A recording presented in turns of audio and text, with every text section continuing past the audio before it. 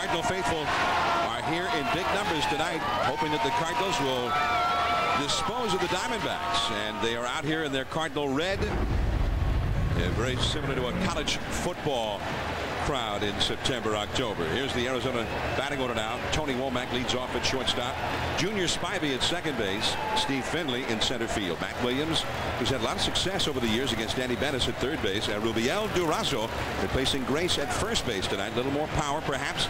Quentin McCracken in right field. David DeLucci in left, hitting seventh. Rod Barajas, who always catches when Batista pitches, hitting eighth. And Batista, the pitcher, batting ninth. And there's the veteran, Andy Bennis. And he has been a real find for the Cardinals, going from injury and despair and perhaps even retirement, only to recuperate and come back when they needed pitching, and he gave it to them big time, Joe, down the stretch. Well, we saw the fact that he came up with that new pitch. He learned the splitter from Chuck Finley, and I think that really helped him out. He needed that one more speed, and he's gotten it. He throws a fastball, curveball, slider, and a splitter, and as long as he's throwing strikes, he's been very effective. And let's take a look at the defense behind him. And Miguel Cairo will be taking over at third base in place of Scott Rowland, who was injured. And again, for one day, I think that if you're the Cardinals, you have to try to finish this today. You do not want to play 3 or 4 games, or at least 2 more without one of your star hitters. But if you can get by today and get it over with, then you have time for Rowland to rest. He's not going to be back very quickly, but at least you know that you have that series under your belt. So here we go. And the Arizona Diamondbacks know they are in hostile territory here, having lost twice at home. Tony Womack will try and get them started. He's the igniter for the D-backs in this series, hitting .222. And that is ball 1 outside. And interesting, Miguel Cairo has to play in more shallow at third than does Scott Rowland, because Rowland has such a great arm and he charges the ball very well. But Cairo's playing in close. He's going to discourage Womack from bunting the ball down there, and I think that's a good idea. You don't have to test people. Just get in, take that bunt away from him. And Womack going up out of the strike zone, fouling one away, 1 ball and 2 strikes. Now, the Cardinals, Andy Bennis, have been around forever. A longtime veteran. Pitched his first game in the big leagues all the way back in 1989. I mean, the Arizona ball club, a veteran team, has a whole lot of guys who've seen him many, many times. And they were stunned by what they saw when they faced Bennis in the final week of the season. It was not the same Bennis, throwing sinkers and changeups and splitters and all kinds of pitches that they had not seen him throw before. Womack belts one into right center, but it looks like an easy play. And Drew takes it. Womack is gone, 1 away.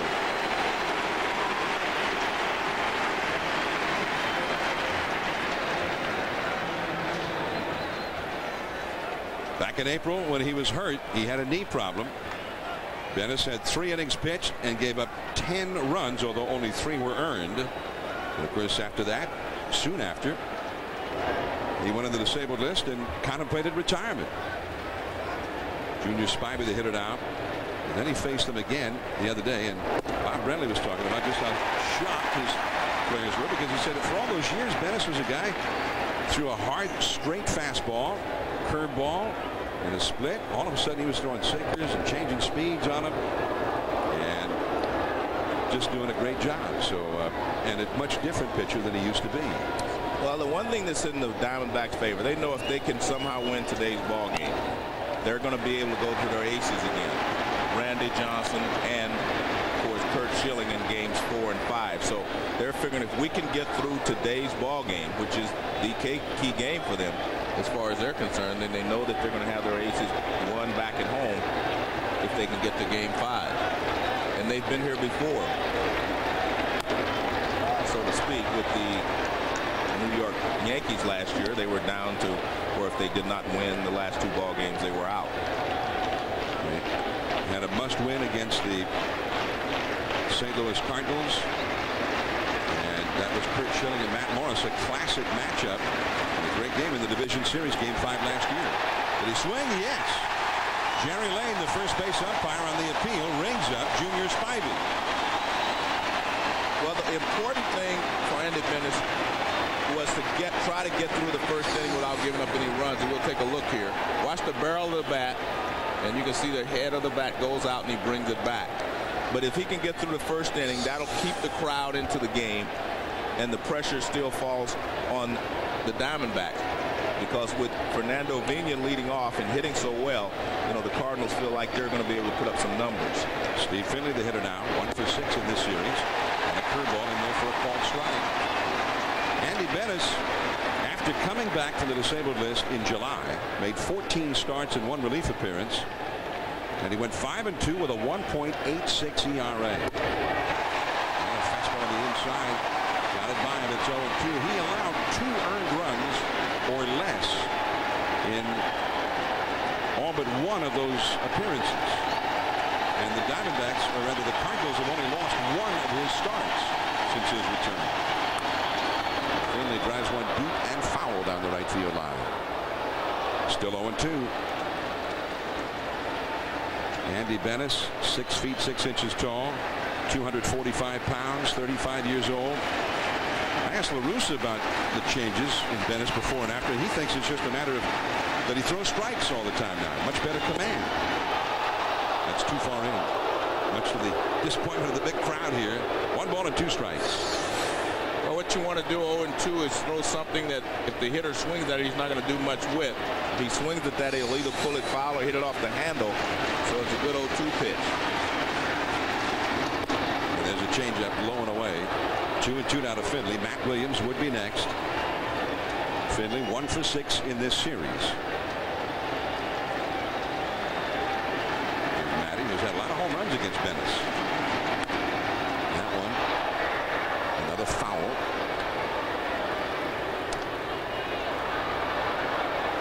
Two balls, 2 strikes.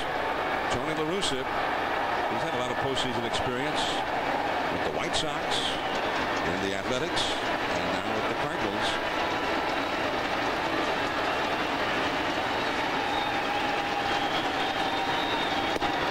Off the outside, so Finley, after falling behind 0-2, has battled Benes to a 3-2 count.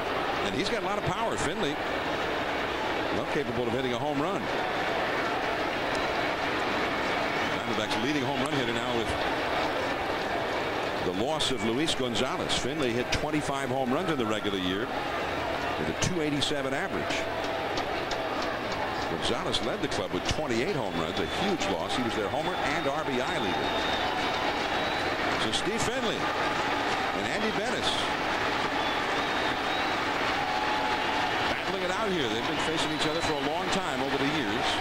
This will be the 9th pitch of this at bat. Benes tries it again. And Finley fouls it back again.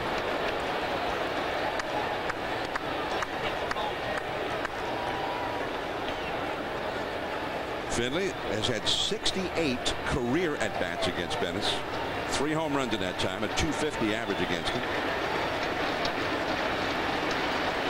The Diamondbacks battling to stay alive.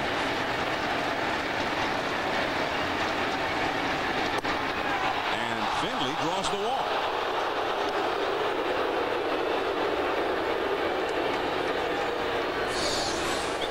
Plus 3-2. He had pitched him inside most of this at bat, and you can see he runs the fastball away, and it is clearly off the plate outside.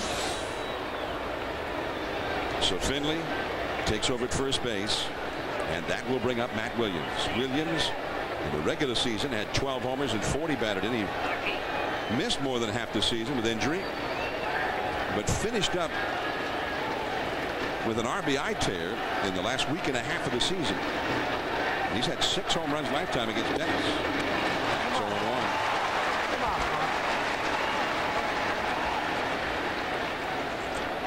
0-1. In fact, Matt, sorry, Joe. No, go ahead.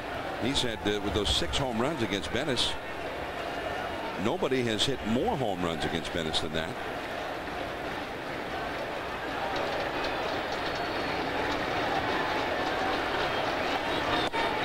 Just off the inside. 1 ball, 1 strike. And John, Matt Williams was one of the real threats in this league. You know, he's had so many injuries the last couple of years that he doesn't hit the ball to right center as much as he used to. He used to drive the ball that way every once in a while. Now he's pretty much a pull hitter. As So Steve Finley will move over to second base.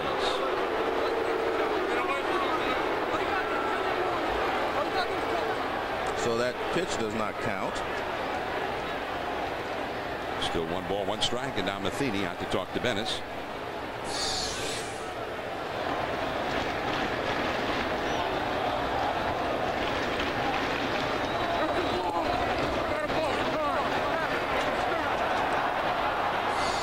Was that the plate umpire, Joe? Yeah, the plate umpire saying that he was moving his hands, I guess. You know, I'd like to see it again myself because I was looking for something different. It's his first balk in 4 seasons. The last one, April of 1998. Now base hit could mean a run. Finley runs real well. Williams chasing that fastball away again. Strike 2. Let's see what happens here. No, I mean, I'm sure that the umpire saw something with the wiggle of his hand there, but a lot of times they move their hands. But I guess, you know, once you come set, you're not supposed to move until you come to the plate.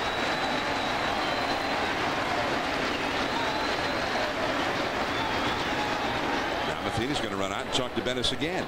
And, you know, just like in our game last night, John, the crowd now has been taken out of the game, so to speak. You know, they were all ready to go. We got the first 2 hitters out. Everyone was standing and screaming, and they end up with a walk, and it could even hurt them even more if Williams is able to get a base hit and drive that run in. I think it's so important in the postseason, you know, to keep your crowd in the game or to get them in if they're not already in. But the Cardinals were ready, raring to go. The fans were, and I think it's important. That first inning. In fact, I had that conversation with Tony La Russa today. Just that first inning, if you could go out there and go 1, 2, 3, it puts a lot of pressure on the visiting team.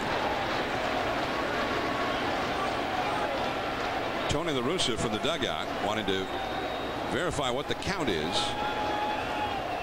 Now the home plate umpire holds the count aloft. Well, the balk pitch obviously does not count.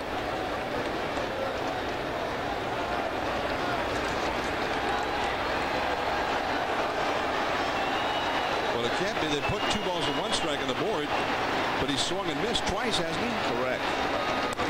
Williams pops this one foul right back toward us.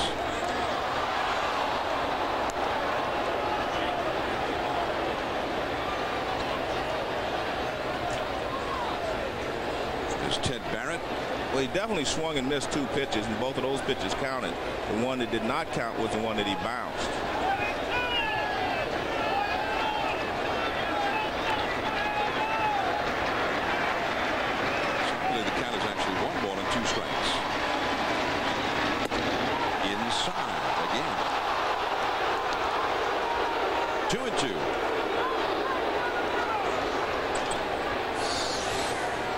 This is a fastball. He starts inside, and again it tails in.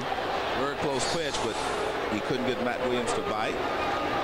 And this is now thrown 25 pitches in this inning, including 10 to Finley. And that's a foul tip held by Matheny, and the inning is over.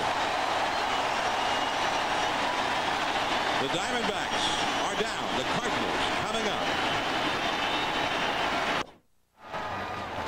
Well, Joe, they got some of those same noisemakers we saw in Anaheim. Those Korean noisemakers. At least that's the first place I ever heard of those noisemakers being used in the Korean baseball leagues. Here is the Cardinal batting order now. Fernando Vina at second, then J.D. Drew in right, Jim Edmonds in center, then Albert Pujols in left field, Tino Martinez at first, Edgar Renteria, who had an outstanding year at shortstop, Miguel Cairo at third base, Mike Matheny the catcher, Andy Bennis the pitcher, batting ninth, up against the right-hander Miguel Batista, and it got kind of overshadowed because of the big home runs in the ninth inning in games 4 and 5 against Younghyun Kim. But in game 5 of the World Series last year, Batista pitched beautifully against the Yankees at Yankee Stadium. Yes, he did. I mean, he pitched a great ball game. He should have won that ball game, but he didn't get the win. That's why I thought this was going to be a real big year for him. I thought he was going to be able to build on what he did in the World Series. But he still had a good year, but they still think of him sometimes as a reliever. Now he's strictly pretty much a starter, and that's where I think he will thrive in the next couple of years. Miguel Batista from Santo Domingo in the Dominican Republic, 31 years old this year. He never really had the consistency that he had the second half of last year when he became a very reliable #3 pitcher for Arizona. Pena, first ball swinging, but pulls it very much foul down the right field line.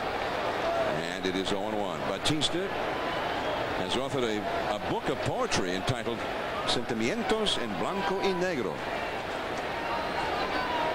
He is the first Latin American professional baseball player ever to have published a book on poetry. So see, he's in the record book, Joe. 1 strike to count. Backdoors Vina with a slider, misses with it. 1 ball, 1 strike. Well, Vina's been the guy that has been the catalyst for everything that has happened to the Cardinals during these playoffs. I mean, he has swung the bat very, very well, and you know if they come close to him, he will take the ball, get hit. He will let the pitch hit him. So he forces most teams to pitch him out over the plate, which is where he likes the ball. But if you come inside, he will let the ball hit him. And there you see what he's done in the first 2 ball games. And Fernando, 7 hits and 11 at bats. So the Arizona leadoff man Womack has not been getting on much, but Vina's been all over the bases. This ball is caught though by Finley in left center over in front of DeLucci, and there is 1 away. Let's take a look at the defense behind Batista. DeLucci has taken over in left field in place of the injured Luis Gonzalez. And that puts another left-handed bat in the lineup along with he and Durazo. Durazo takes over at first base for Mark Grace. J.D. Drew, he drove in the only run against Curt Schilling in Game 2 on Thursday in Phoenix with a home run. And that is low and inside. 1 ball and 1 strike. And that was on what Bob Brenly thought was an excellent pitch that Schilling had thrown. Not a mistake at all. J.D. Drew, hampered with a knee problem this year. He slams one, but right to Durazo. Out number 2. I saw one of the headlines said that Cardinals beat the 2 aces in Arizona. Well, they didn't beat Curt Schilling, first of all, as we see the line drive, routine play there by Durazo. But they didn't beat Schilling. You know, they beat the bullpen. And I thought that was unfair because Schilling pitched a great ball game. He gave up the 1 run. And it was great for Schilling because he had struggled down the stretch. But we all knew that once the playoffs started, he would bounce back and have a good playoff series, and he pitched well enough to win that second game. Now here's Jim Edmonds. Well, Joe, his team did not score while he was in there. Right. So he gave up a run. He didn't pitch well enough to win. Well, I guess you could say that. I mean, let's put it this way. I guess some journalists would say that. But a baseball fan would say the guy pitched well. Well, he set the bar rather high last that's true. October, November. That's true. But he got some runs scored for him. I mean, it's very difficult to go out and pitch a shutout every time out. 2-1 the count now to Edmonds, and he complains about that call by plate umpire Angel Hernandez. Jim Edmonds has a home run in this series, and it's 3 for 8. Well, Edmonds thought the ball was low, but it went over the plate. Looked like about knee high and then sunk down. That one hit hard into center, but Finley is there. And just like that, the Cardinals are retired. A quick inning for Batista. Diamondbacks coming up. Durazo will lead off. No score. Steve Berthium, Jeff Brandley back in the baseball studio. Action from earlier today. Braves-Giants Game 3. Keith Lockhart, Jeff, a 3-run shot. Lockhart has put the Braves out in front. If the Giants are going to get back in this thing, they've got to pitch better than what they're doing. 10-2 the final. Atlanta with a 2-1 series lead. They can clinch tomorrow at Pac Bell in Game 4. Yankees-Angels Game 4, and it is over for the Yankees. Eliminated by Anaheim. Troy Percival gets it done. Heart and determination. Angels on to... All right, thanks, guys. That is rather a shock. The Yankees are the first team to be eliminated in this year's postseason tournament. And if the Diamondbacks don't win this one, then the 2 teams who went head-to-head, mano-a-mano, in that great World Series last fall will be the first 2 eliminated this year. Yanks are out. Congratulations to Mike Socia and the Angels. Rubio Durazo, a liner into the glove of J.D. Drew. Andy Bettis, everybody thought he was retired, but he explained to us before the game how it came that he ended up back in a Cardinal uniform. I was at home for about a month, a little over a month, and I was actually on a trip down to Cape Girardeau with my son Drew with his 13-year-old baseball team, and I called Walt Jocketty and said, I just feel like I need to call and say if you want me to work out, I'll work out. You know, you guys are paying me. I'm just hanging out at home. He said, well, how much baseball have you been playing? I said, not a lot. I've been playing catch with my 6-year-old, and I'm on my way to a weekend tournament, and I'm not playing it. I'm going to be hitting fungos to the 13-year-olds, but let me know. Well, it was good work if you could get it, though. He's being paid, you know, by the Cardinals and being able to hang out with his kids, so that was good. He could have just stayed at home watching videos in Sports Center. Yeah. And still made the same money. Right, but the one thing about this game, it gets in your blood and it stays there. You never want to walk away from this game until you absolutely have to. Quinton McCracken, who hit .309 during the regular season for Arizona. McCracken.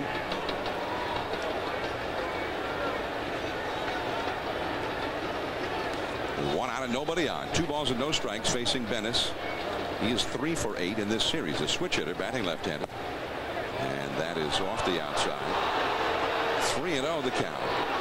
Andy Bennis also, while he was out, they came back on a rehab assignment, went to the minor leagues. They really didn't know what they were going to get when they got him back. And really only brought him back because there was nobody else. They were out of pitchers. And that is ball 4, a 4-pitch walk to McCracken. With 1 out here in the 2nd inning. No score in the game. And it'll bring up the left-handed hitting David DeLucci. But while he was in the minor leagues, he developed a new pitch, a new look, and also credited Chuck Finley, his new teammate who was acquired for the stretch run from the Cleveland Indians, with helping him as well. Because, let's face it, Bennis, I mean, he used to be a guy who would go out there throwing 95 miles an hour. And he's not that same guy now. One problem that he still does have occasionally is he will lose the strike zone because he averages like a walk every 2 innings. And when he's throwing strikes, he's almost unhittable. 1 strike to count. We saw him in Atlanta back on August 4th on Sunday Night Baseball on ESPN.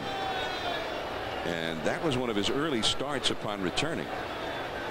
And he went into the 8th inning at Turner Field with a 1-0 lead. And that's a ball too low. 1 ball, 1 strike to DeLucci. DeLucci got a little power. Part of the depth of the Arizona Diamondbacks. Good pinch hitter. Runs well. Can play all over the outfield. That was one of their strengths last year. Arizona had a lot of pinch hit options coming off the bench late in games. They kind of wear you down over the course of a 9-inning game. 2-1 the count to DeLucci. So the Anaheim Angels are in the American League Championship Series. And they're waiting to find out if they're going to take on Oakland or Minnesota. The Twins stayed alive today with a blowout victory at the Metrodome. That one is off the outside. 3-1 now to DeLucci. We are at Busch Stadium in St. Louis. The Arizona Diamondbacks down 2 games to nothing to the Cardinals.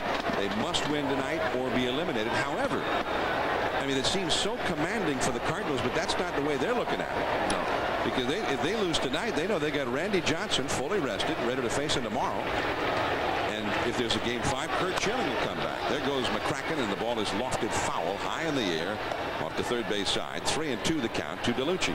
Well, they feel like they're in good shape because they built their 2-0 lead against Randy Johnson, and of course the start that Curt Schilling made. But you do not want to test those waters again if you do not have to.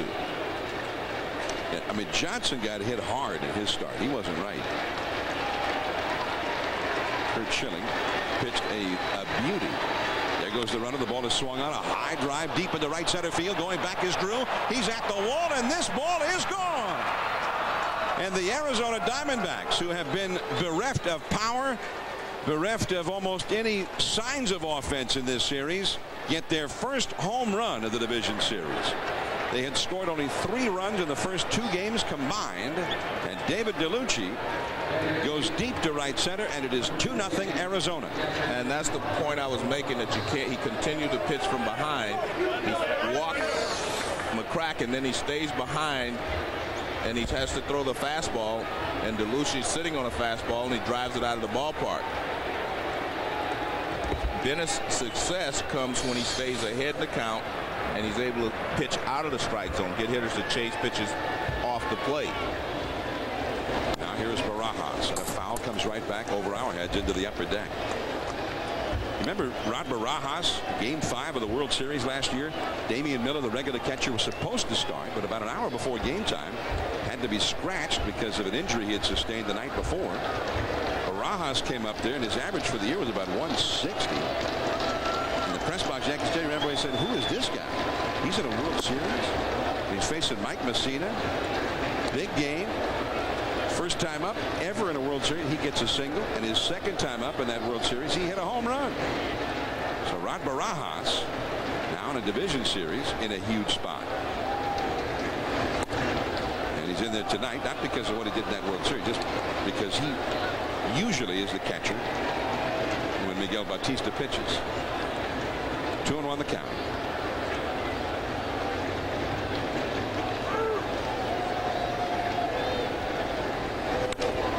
Into center field, Edmonds, and that is out number 2. 2 down. 2-0 Arizona. Well, you see DeLucci's home run, David DeLucci's home run, puts him ahead 2-0. And there's Randy Johnson and Kurt Schilling saying maybe we'll get another shot at these guys. Now see, if somebody had done that while Schilling was pitching the other day, he might have won that game 2-1. And that's a foul by Miguel Batista. And back out of play. Batista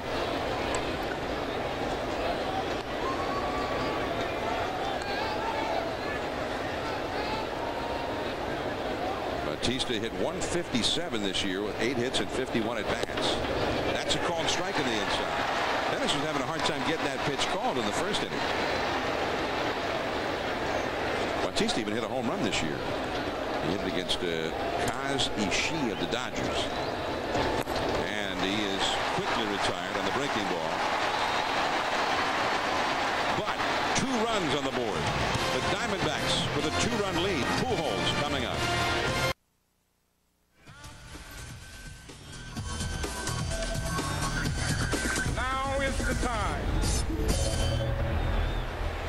All right, so the Arizona Diamondbacks actually have a lead.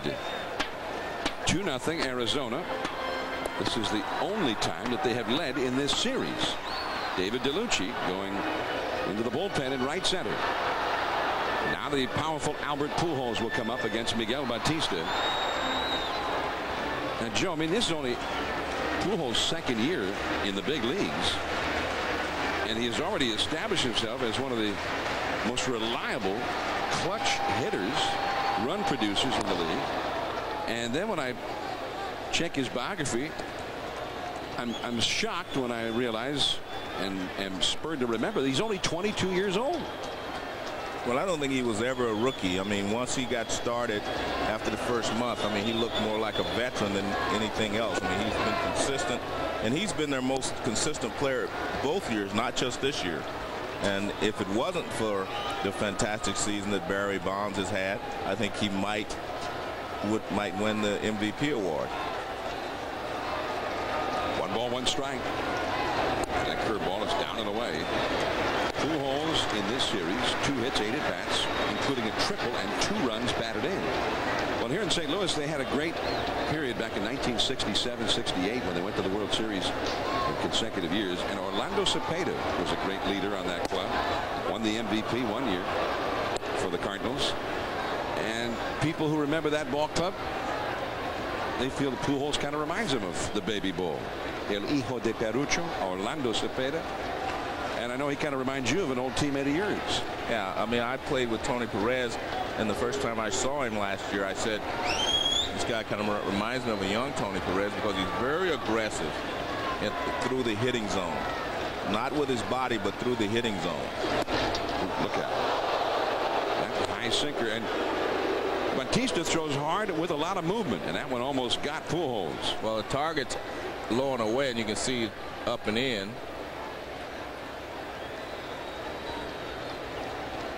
The rotation just moves the ball up and in on Pujols. 3-2. The powerful Pujols. That one got away. Into the backstop. Pujols races up the first base line. Well, now he's reminded me of another old teammate of yours, Joe, Pete Rose. But had that ball taken a funny bounce in the backstop, ricocheted oddly, he might have had a chance to go to second because he hustled right away. I like him. He's definitely a good player. He loves to play the game. And he has knowledge far beyond his years because, I mean, he knows what he's doing in the batter's box. By that, I mean, he makes adjustments as the game goes along. I've seen him make adjustments on how they pitch him the first time up as compared to the second time up, and then he adjusts, and they have to go a different way. Gino Martinez. And that is a called strike with a cut fastball. Gino has not had a hit in this series.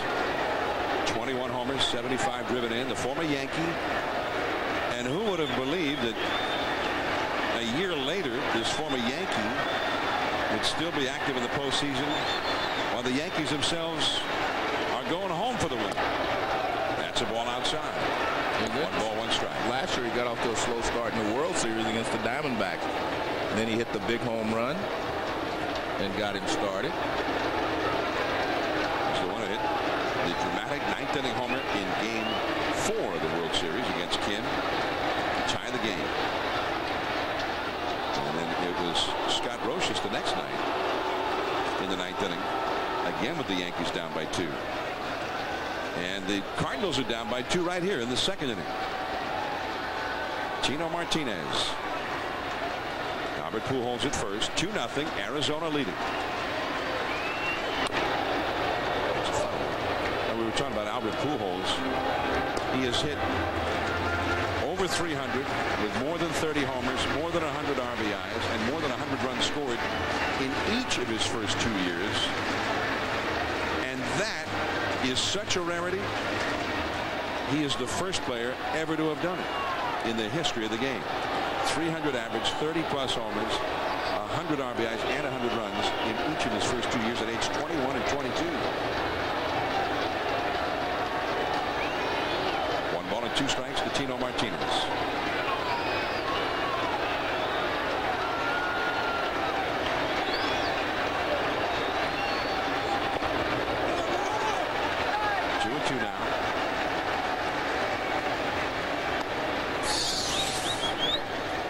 Job by Barajas here. He gets his entire body over in front of it.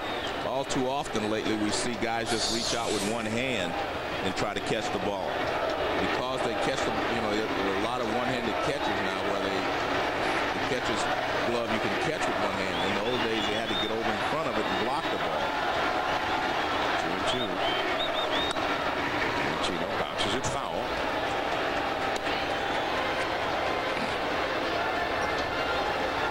Miguel Batista and 3 starts and 3 relief appearances in the postseason last year, which is kind of unusual.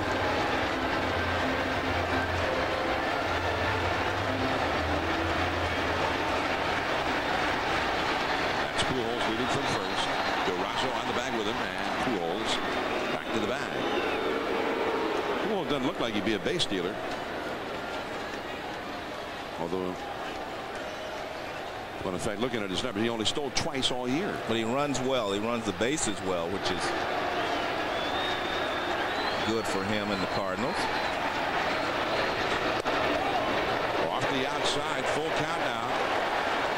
So Batista having a hard time putting Tino Martinez away after walking Pujols to start the inning. Well, we'll see how Tony La Russa plays it.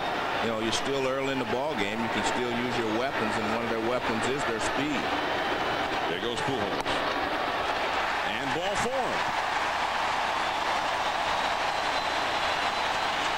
It appeared to me that he threw him a slider trying to catch the back door. But he misses with it.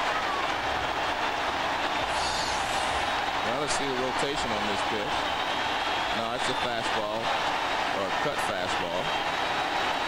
And it stays outside. Backdoor cutter. What do you think? Yeah, that's what it looked like, but I don't understand why. I think in the situation when you have a 2-run lead, he's got a good sinker. You might want to, just try to keep the ball in the ballpark. Now Chuck Diffin is out to talk to him. Barajas, the catcher, also out there. And here is Edgar Renteria, who hit .372 this year in his at-bats with men in scoring position. Now, one of the things you see more and more of, and that is guys not pitching well with a lead, not knowing how to pitch with a lead, let's say.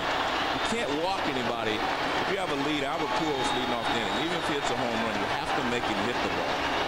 And when you walk guys, when you have a lead, you're really helping them get back into the game. Edgar Renteria, one-time World Series hero. And he takes a called strike. And I asked La Russa about, in his eyes, who is the MVP for the Cardinals this year? And he says, well, hey, Albert Pujols, he might be the MVP of the whole league, if you're asking me. But he says, I really have to also point at Edgar Renteria. He had the best year he's ever had in all phases of the game. That is a little bit low. 1 ball, 1 strike. And nobody was better on the Cardinals in the clutch than Renteria. He was 3rd in the league in his batting average with men in scoring position. Remember that night we were here, the Hall of Fame Sunday night game, the night of the inductions at the Hall of Fame, and he capped a sensational 9th inning come from behind victory with a home run against the Cubs. Here it is. And that was a long one. And it capped a 6-run 9th inning rally. They came from behind and beat the Cubs, their arch rivals, 10-9. And he did things like that often. This should be 2. They get 1 at second. Romack to first. 2 double play. Nice pitch there from Batista. Ball going away from Renteria after pitching him inside so much. He went away and got the ball down, and he gets the ground ball. He had pitched him inside. Now he goes away. And you see all Renteria could do was hit that ball sharply on the ground. And nice easy turn. 4-6-3. What about that feed by Spivey? Did you like that feed? I mean, it got the job done. Yeah, well, as long as it gets the job done, it's all right with me. All right. Here's Miguel Cairo. Cairo ended up being the hero in game 2 after Roland got hurt. His 9th inning hit drove in the winning run, and he drives in a run here. So Miguel Cairo getting the start in place of Roland, and he immediately knocks in a run. Very Roland-esque. And it is 2-1 Arizona. The ball was tailing in, and it got him on the fist, but he was able to muscle it into the outfield. See, that ball's inside. He kind of muscles it into the outfield, and the Cardinals have scored a run with only 1 base hit this inning. And that's what the 2 base on balls will do for you. So Miguel Cairo blessing himself after the RBI hit. Cairo in this series is now 2 for 2. Each of his hits has knocked in a run. Mike Matheny, the hitter. Cairo back to the bag at first. Cairo was the pinch hitting specialist for the Cardinals in the regular season. He had great success in that category.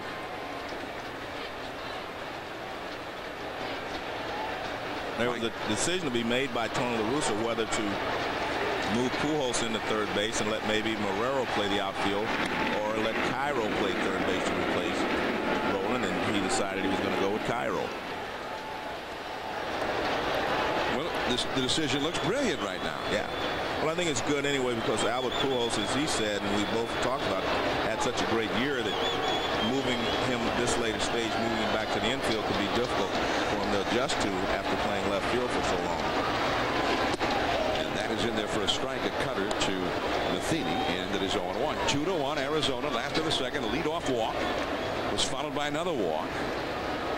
And now that leadoff walk has turned into a run here against Batista. I mean, that's no way to go out and start pitching after you were handed a 2-run lead. Right. You just definitely do not have the option of walking someone. You have to make them hit the ball. It's a ball down the knee. 1 ball, 1 strike to Matheny, the 8th base hitter. Andy Bennis on deck. Talking about Miguel Cairo. As a pinch hitter this year, he had 19 pinch hits, which was second most in the National League, and hit .322 as a pinch hitter. And he played all over the field: first base, second base, shortstop, third, left field. Broken back, Womack, and Matheny is retired, and so are the Cardinals. But they get a run on 1 hit. We head to the 3rd inning. Top of the order: Womack, Spivey, and Steve Finley. 2-1 Arizona. Busch Stadium, the Diamondbacks 2, the Cardinals 1, as we head to the 3rd inning. Each team scoring in the 2nd. Tomorrow, baseball coverage in the division series on ABC Family at 1 Eastern, 12 Central, if necessary. The Diamondbacks and Cardinals, it'll be the big unit, and Matt Morris if they play. The American League Game 5, and that's the big one. The Twins at the Athletics at the Coliseum, 4 Eastern, 3 Central, 1 Pacific on ABC Family. And tomorrow night, the Braves and Giants. The Giants need a win to stay alive at Pac Bell. That game will be seen on the Fox Network tomorrow night. Giants got clobbered by Atlanta today. Greg Maddux, the master, shut down the Giants, although Barry Bonds hit a home run. And the former Brave, Jason Schmidt, got knocked around. It was a tight ball game until the 6th inning, and Atlanta had a 5-run 6th inning to break that one open. Andy Bennis to Tony Womack. Womack in the air, right center field, long run for Drew, and he gets there.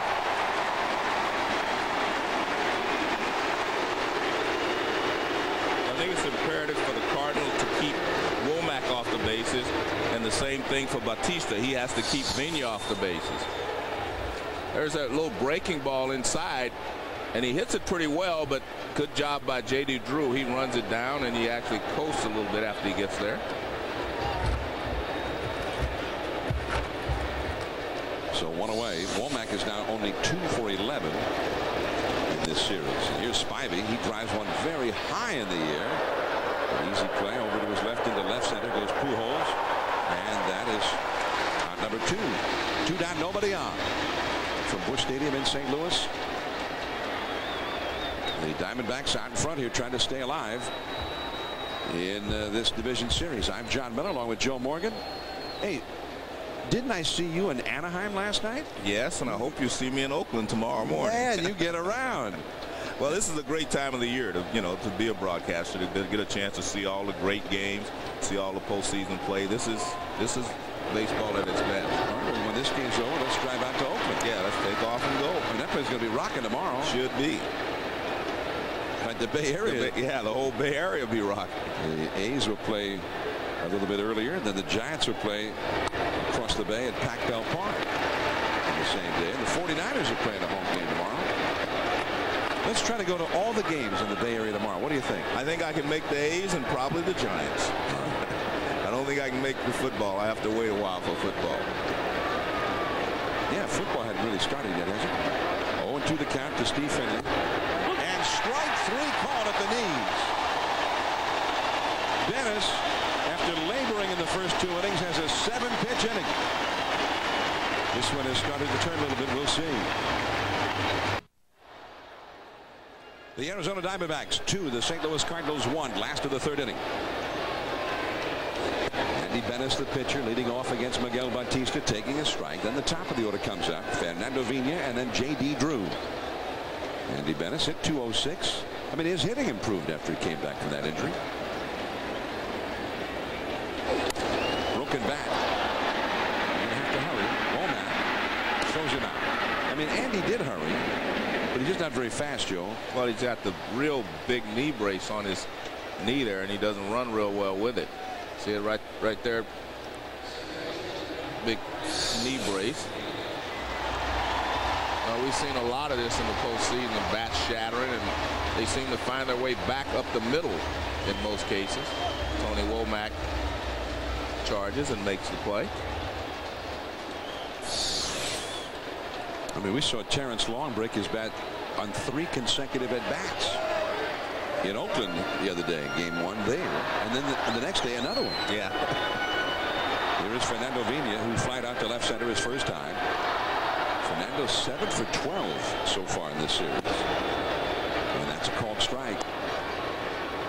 You know, I'm going back to something you mentioned with Tony Womack, that the Cardinals need to keep him off the bases. Conversely, I mean, Arizona needs him to start getting on base. Correct. Like Vina's been getting on base, because they don't have that much power. Well, remember last year he was one of the real big heroes in the World Series. He also got the game-winning hit in the bottom of the 9th of the 5th game in the division series last year to beat the Cardinals. So, I mean, he has had some big games against the Cardinals, and they really, you're right, they need him to get on base. Running up as if to bunt, Vina taking that one in the dirt from Batista. 1 ball and 1 strike. Matt Williams from third, Rubiel Durazo from first came rushing in when they saw Vina run up as if to bunt. Well, they all play in pretty shallow. I'm surprised that Durazo at first base is playing back so deep, because if he drags the ball, he's not going to be able to do anything with it. Backdoor slider misses. 2 balls and a strike. I say slider again with Batista. That could be a cutter. Yeah, it's hard to tell with his pitches. 2 balls and a strike. Miguel Batista with a 1-run lead, last of the 3rd. J.D. Drew on deck. And a foul. But talking about Womack, tonight he has hit 2 fly balls. Right. I mean, the last one he hit pretty well. But every time he hits a fly ball, I think the pitcher feels like, good, I did my job. I mean, that's not his game. If he hits a ball in the air, he hasn't really done his job offensively. Well, he actually was swinging the bat really well down the stretch, and I think, you know, when the Arizona was threatened and they were able to finish it off, he was really swinging the bat well. That's a base hit to left field. Speaking of swinging the bat well, Fernando Vina has another hit. He is now 8 for 13 in this series. Well, that's just good hitting. J.D. Drew got the only run home against Kurt Schilling. This was early in the game, an opposite field home run, and you can see right there, wasn't a real bad looking pitch. Well, he didn't even have a great swing at it. He just kind of threw the barrel of the bat at it, but the ball must have been carrying really well in Arizona that day, because it did go to left field and into the seats. A lot of hitters would tell you that the ball generally does carry pretty well in Arizona. Here's Drew. He lined out to first his first time, and that's a called strike. Strike the count to Drew. You got the power up now. Drew, Edmonds, Pujols, Tino Martinez, all of them can hit a home run at any time. All 4 of those guys. I mean, the Cardinals had a very good year, but you know they could be better. 1 strike to count. I think from top to bottom, they have the best lineup in the league. By that I mean they have speed, they have power, they have good hitters who can hit for high averages. They can hit and run. They can put the ball in play when necessary. I mean, they have a lot of options with this lineup. That one is down the left field line, foul, and back out of play. 0-2 to Drew. Well, when I mentioned that they could be better, I mean, J.D. Drew has had this knee problem. He's probably going to have surgery when the season's over with. I mean, this guy has only just barely touched the surface of how good he could be. Yeah, but he was picked up a little bit by Eli Marrero. You're right. I mean, he does have all the tools in the world. Tremendous power and excellent speed. And he strikes out. So Batista gets him with the breaking ball. Out number 2.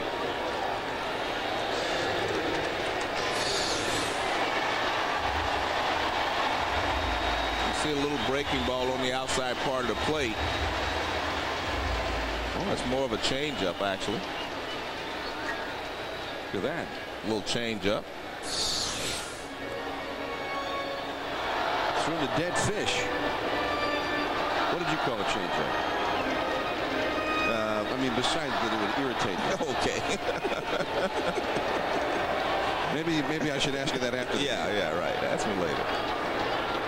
2 down. Here's Jim Edmonds. I mean, Edmonds at some injury problems this year. And he did not have the big season that you associate with him. I mean, it was a good season, a solid season. 28 homers, he hit .311, but 83 RBIs. And we're thinking Edmonds 35, 40 homers and 120 RBIs. Not very demanding, Joe. No, I mean, he expects that much of himself as well. I mean, he's had a couple of fantastic seasons since he's been here with the Cardinals. But I really think the changeup is the pitch that you have to have with the guys hitting as many home runs as they do, and a lot of guys swinging for the seats. The changeup is the equalizer. Off the outside. So Batista has lost the strike zone here to Edmonds. 3 balls, no strikes. This is not a good time to do so, because Albert Pujols, who did have a very good year, is on deck. And watching Tony La Russa, he's not as aggressive, I would say, in certain situations as some of the other managers. A lot of times he will let guys hit 3-0, but in the case with Pujols coming up next, he probably gives Edmund the take sign, which he did. He was going to take it all the way anyway. So ball 4, and that's the 3rd walk allowed. That moves the runner into scoring position. Now Pujols comes up with a chance to do some serious damage. Barajas out to the mound to talk to Batista. Pujols drew a 4-pitch walk leading off the 2nd, and eventually came around to score a run. Well, if you were Batista in that situation, you were not going to give in and throw Edmonds a fastball middle of the plate in because you thought he might be swinging. And you know now that at least now you have a chance. You have a right-handed hitter up there. 2 on, 2 out. 2-1 Arizona leading. And that one snaps in there for a strike. So when you fall behind 3-0 and a left-hand hitter that can hit the ball out of the ballpark, you have to be a little careful here, because you can say, all right, I'll start all over with the next hitter with no balls and no strikes, and that's what he does here with Pujols. Although I'm not a believer in pitching around a lot of hitters. I believe the more hitters you pitch around, the more trouble you get yourself in, and it catches up with you eventually. Tino Martinez on deck. A little flare into shallow right for a base hit. Pena heading home. Here comes the throw. Not nearly in time. And over to third base goes Edmonds, and the Cardinals have tied it up. Albert Pujols delivers again. It may seem like, well, that ball wasn't hit that hard, but that's the way Pujols hits. You get runners in scoring position, he doesn't try to pull the ball, he goes the other way. And again, that's why I say remind me so much of Tony Perez when he was younger. He's going to right center field. Look at that. So he's going that way. He's not trying to pull that pitch. And he hits a little soft liner in the right center. They have no chance of throwing out Fernando Vina at home plate with 2 outs. You're never going to be able to throw him out like that. And he's excited, and all the fans in Sacramento, his family up there in Sacramento, California, is excited. So the Cardinals, for the 2nd consecutive inning, get a 2-out RBI hit to knock in a run. That's how they've scored their runs.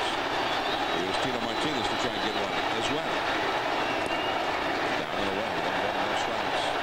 That's why I'm not a big believer in pitching around certain guys, John, because where does it stop? I mean, in this Cardinal lineup, you've got some pretty good hitters. Now you have to face Tino Martinez. And even if you were to pitch around Martinez, then you have Renteria. So it has to stop someplace. You just have to pitch to the lineup and try to get them out. Change up in the dirt. 2 balls and no strikes. Pujols, by the way, as the Diamondbacks seem to be placing a call to the bullpen. Albert Pujols hit .340 with runners in scoring position. But as you pointed out, Joe, I mean, he wasn't up there just thinking the big fly, the heroics. He just was looking to get that run home. You don't drive in 130 runs without being consistent with runners in scoring position. You can't just hit home runs and drive in that many runs. Now it is 3-0, and Batista has hurt himself many times in the last 2 innings out of the strike zone. There's Matt Manti, the right-hander, up in the bullpen for Arizona. Now this is a situation where if you're Tony La Russa, you might let Tino Martinez swing away because you have that runner at third base in scoring position and you're in a tie ball game. And a big hit here could make a big difference in your fan reaction. That's a strike to the inside. 3-1. Tino walked his first time. A 2-out walk to Edmonds. That's what put Vigna into scoring position. And then sure enough, Pujols, I mean, he's the man for the Cardinals. And you need that runner picked up, and he picked him up. Tino drills one, but right to Matt Williams. So they get the one. And we start over again. It is 2-2 going to the fourth. Matt Williams coming up. Game 3 of the National League Division Series, the Cardinals and the Diamondbacks. The Diamondbacks, the World Series champions of a year ago, but down 2 games to none here. They must win tonight or their season will end. Andy Benes, who fell behind 2-0 in the second, and DeLucci's 2-run homer. Now back even here. The D-backs, Miguel Batista giving up a run in the second and the third. 2-2. Matt Williams, Rubiel Durazo, and Quinton McCracken coming up, and the changeup is too low. 2 balls and no strikes. Rick Helling has started warming up in the Arizona bullpen. Batista's had 2 very difficult innings.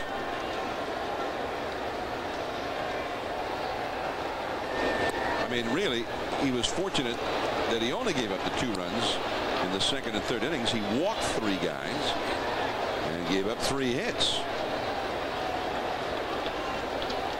So there's Helling up in the bullpen. Also a starting pitcher in the regular season. 3-0 to Williams. That's a strike on the outside at the knees. 3-1. Matty struck out his first time.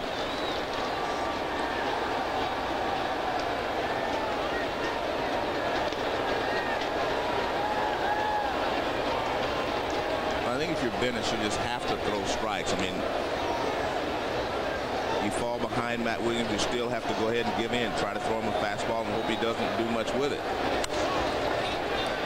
This is Cairo. Number 1. That was actually a good pitch. He got the ball down, which is what you want to do. But the important thing is you want to make them swing. You can't afford to put hitters on base by walks in this ball game. That was a real good pitch. Sinker, and it was pretty much moving away from Matt. Not much he could do with it.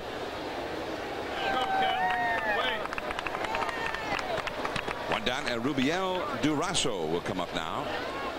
Durazo, a very powerful hitter, had only 222 at bats and hit 16 home runs. He's a real good fastball hitter.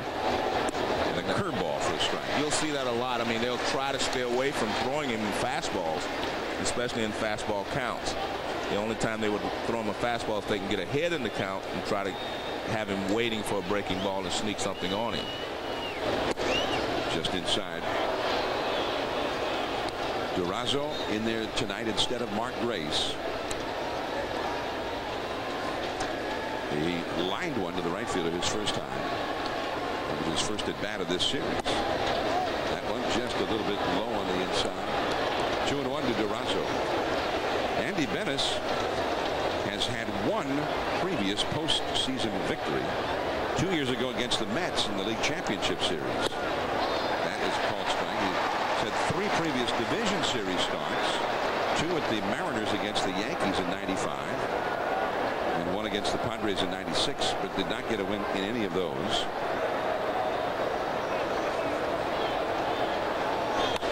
That one is pulled foul right past Robin Yount, the first base coach.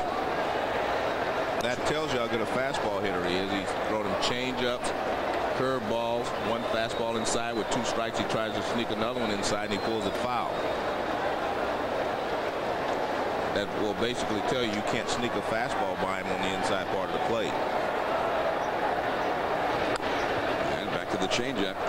I mean, Durazo, physically, I mean, in stature, he kind of reminds you a little bit of Jim Thome, the great slugger of the Cleveland Indians. I mean, he's big and strong, broad-shouldered, powerful-looking hips.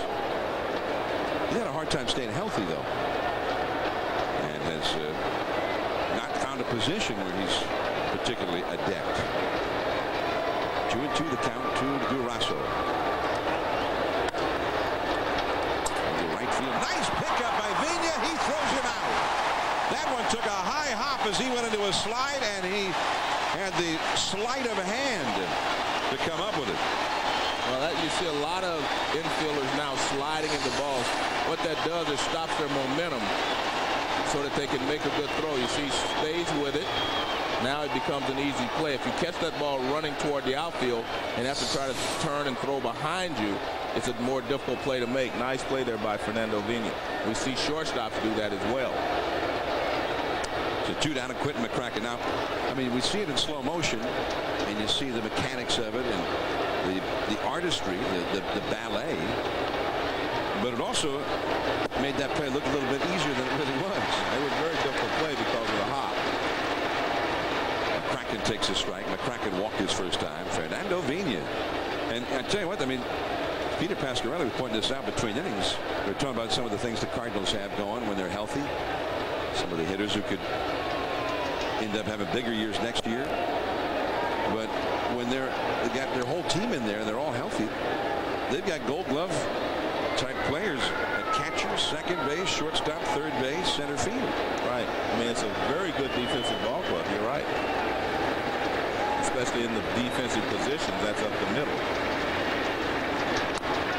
That's a foul. 1 ball and 2 strikes. That might have been the split finger pitch there from Dennis. McCracken with 2 down and nobody on. Yeah, it could have been a splitter. Maybe a changeup. No, I think it was more of a splitter than a straight change. His changeup, you can change his motion just a little bit. And he strikes him out. Dennis has retired 8 in a row since giving up the homer to DeLucci. 2-2. Renteria coming up. You're watching the MLB Divisional Playoffs on ABC Family. Steve Berthium, Jeff Brandley back at our baseball studio. Twins and A's game 4, and Jeff, Miguel Tejada not looking like an MVP here. Well, the A's have given a couple of ball games away, but they do go back home. They've got Mulder on the mound. Twins don't hit lefties. Advantage Oakland. A 7-run Minnesota 4th leading to an 11-2. Twins win in game 4. Back to St. Louis. John Miller and Joe Morgan. Brad Radke will go for the Twins tomorrow. And we'll be there to bring it to you on ABC Family at 4 o'clock. Eastern Time, 3 Central, and 1 o'clock Pacific Time from the Coliseum. Here's Edgar Renteria against Batista. That point sinker runs way inside. 1 ball and no strikes. Renteria grounded into a double play his first time. Renteria 3 for 9 in the series. Miguel Cairo on deck. The bouncer to second. Spivey, 1 away. In game 2, Miguel Cairo ended up in the 9th inning after the injury to Roland at the plate, and right here he knocked in the winning run. Renteria scored to make it 2-1. That was the winner. And then tonight they were down 2-0, 2 outs, and he got this first pitch single to knock in the Cardinals' first run of the game. They since have scored another one to tie it. So Miguel Cairo has had 2 of the most powerful at-bats that a guy who's only had 2 at-bats could possibly have. I mean, impact at-bats. Scott Rowland, who after the Cardinals acquired him, it's funny, I mean, he didn't hit at first for them, although eventually he ended up hitting well. About a third of a season, the equivalent of a third of a season, he had 14 homers and 44 RBIs. That one drills Cairo.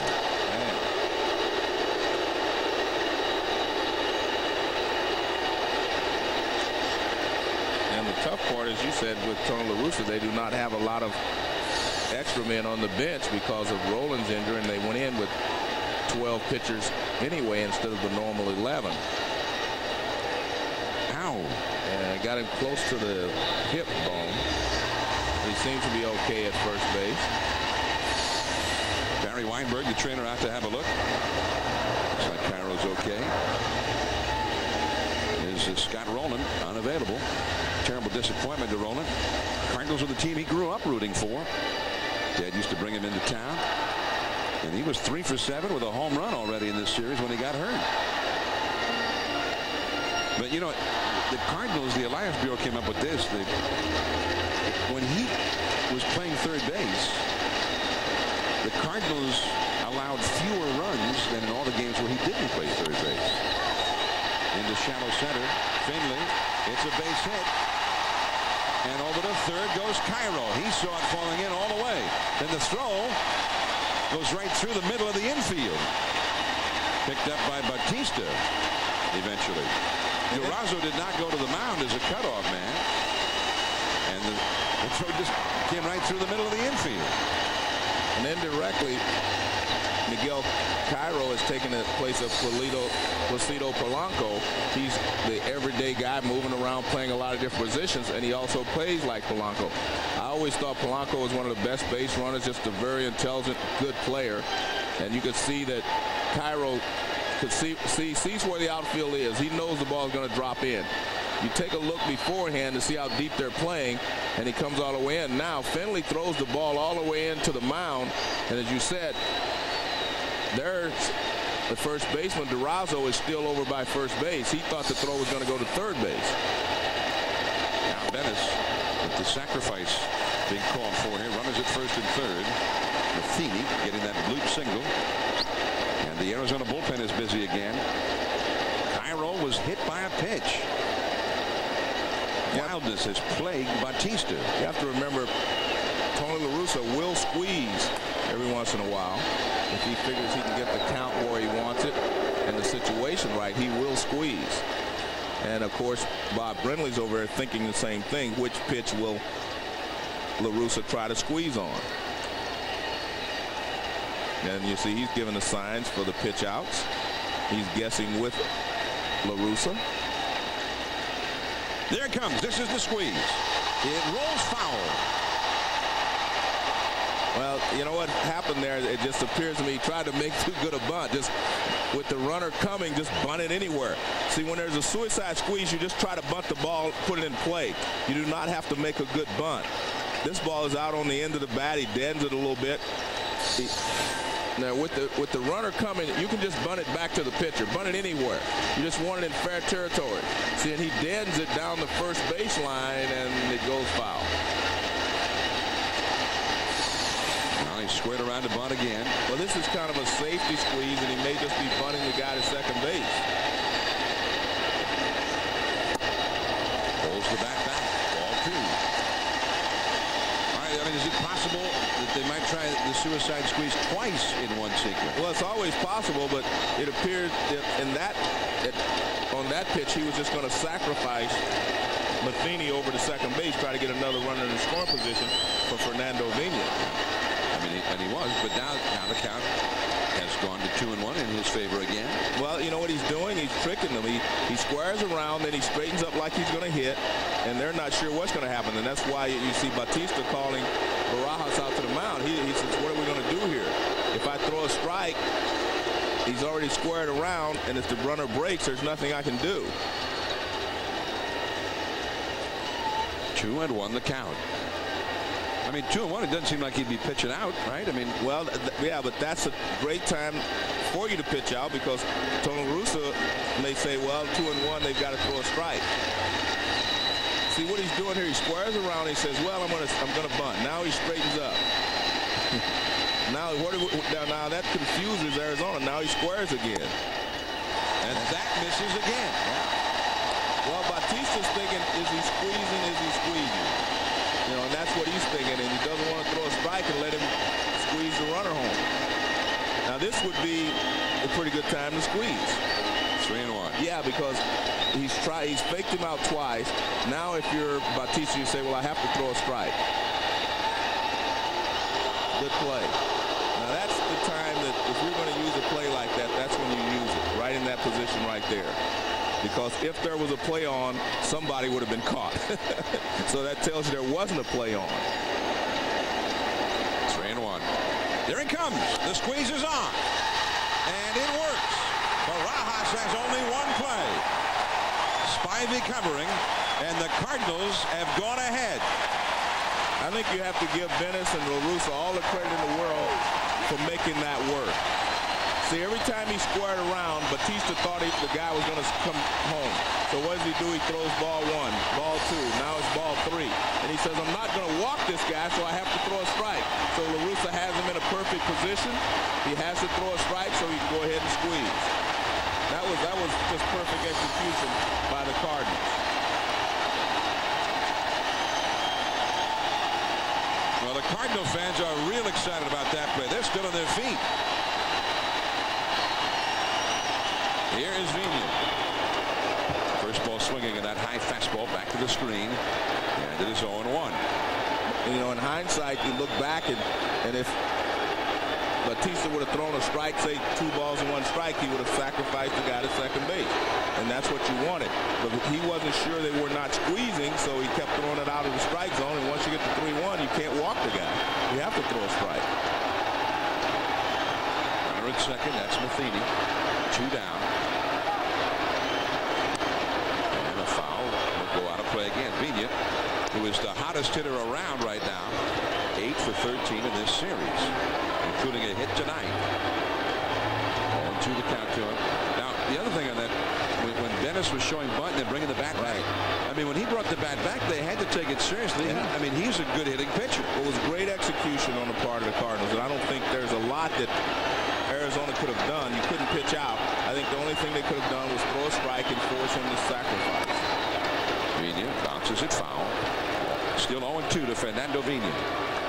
So, after falling behind 2-0 in the second on the DeLucci home run, the Cardinals have come back with a run in the second on a 2-out single by Cairo, a run in the third on a 2-out single by Pujols, and now a run in the fourth on a suicide squeeze bunt by Andy Venice.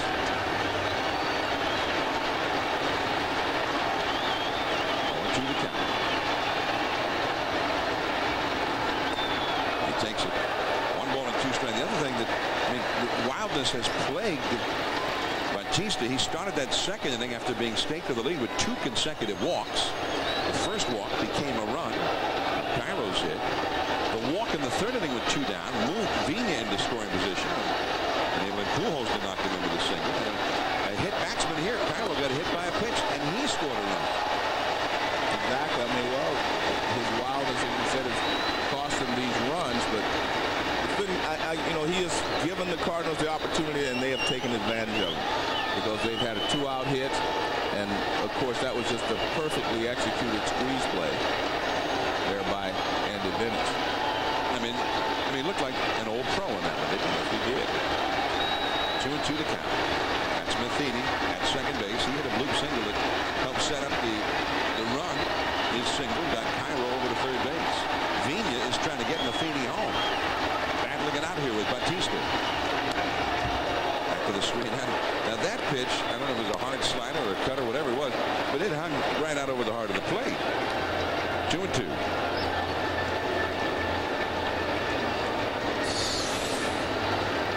Well, they're supposed to go inside, and it goes out over the plate.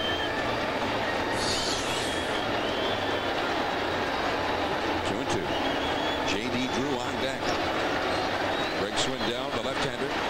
Mike Fetters, the right-hander. In the Arizona bullpen. That is a base hit. Matheny rounding third, and he will score. It is 4-2 St. Louis. And Fernando Vina is on another planet right now. But the great thing, again, is the Cardinals' execution.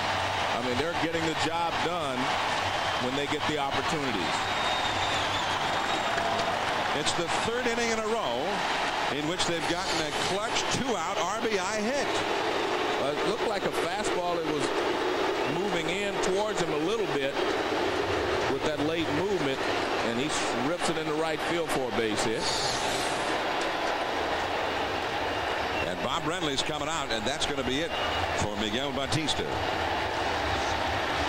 The left-handers, Drew and then Edmonds coming up, and the left-handed pitcher, Swindell, coming in for the bullpen. Cardinals 4, the Diamondbacks 2. D-backs jumped out to a 2-0 lead, but it's been all St. Louis since, and Fernando Vina knocking in the 4th run with that clutch 2-out hit. Mike Matheny was the runner at second, and he scores easily.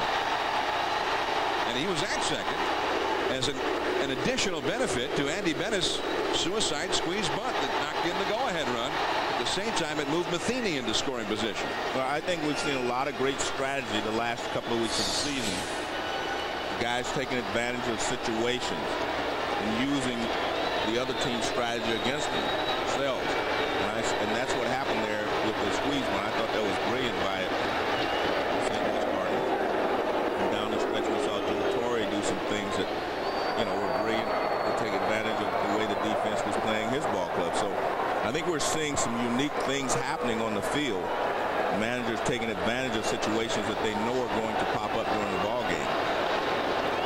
Greg Swindell worked in game 1, but not successfully. They got Vina picked off. Russell's for the second, and Womack with the tag, and just like that, the inning is over. Drew will have to wait an inning to bat. The Cardinals get 2 more. Now they lead 4-2. Yeah, here at Busch Stadium, they're telling the fans the Cards' next home game to be determined, and indeed, it could be tomorrow. If Arizona comes back to win this ball game, and they're trailing now 4-2, they'll play here tomorrow. That'll be the next home game. If the Cardinals hold on to win this one, the next home game depends on whether they'll be playing the Giants or the Braves. If they're playing the Braves, it wouldn't be till next Saturday. The series would start in Atlanta. But if they're playing the Giants, it would be next Wednesday. Well, but I think they're talking about saying that their next is to be determined because it would be the LCS. Well, it could be tomorrow if they don't. Yeah, but that's not what the sign was meant to portray. They're just trying to. You mean the Cardinals organization is putting a sign up to say that? Yeah, I think that's what they're trying to do. To say, hey, we're going to win this one. Wouldn't that be irritating? Wouldn't you be irritated if you were Arizona? I don't think they really care. That's a foul by David DeLucci facing Venice. DeLucci hit a 2-run homer in the second inning to put Arizona ahead. Their only home run of this series.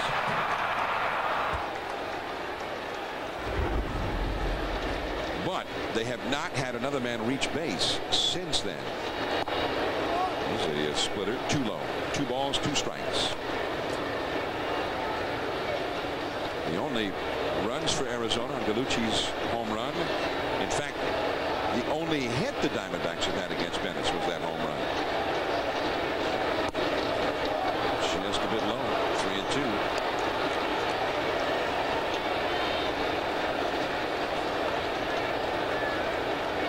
It's been often said that the biggest half inning for a pitcher is the half inning after the team gives him the lead. If he can go out there and shut them down and let his team get back at the opposition, his team can usually build up a lead.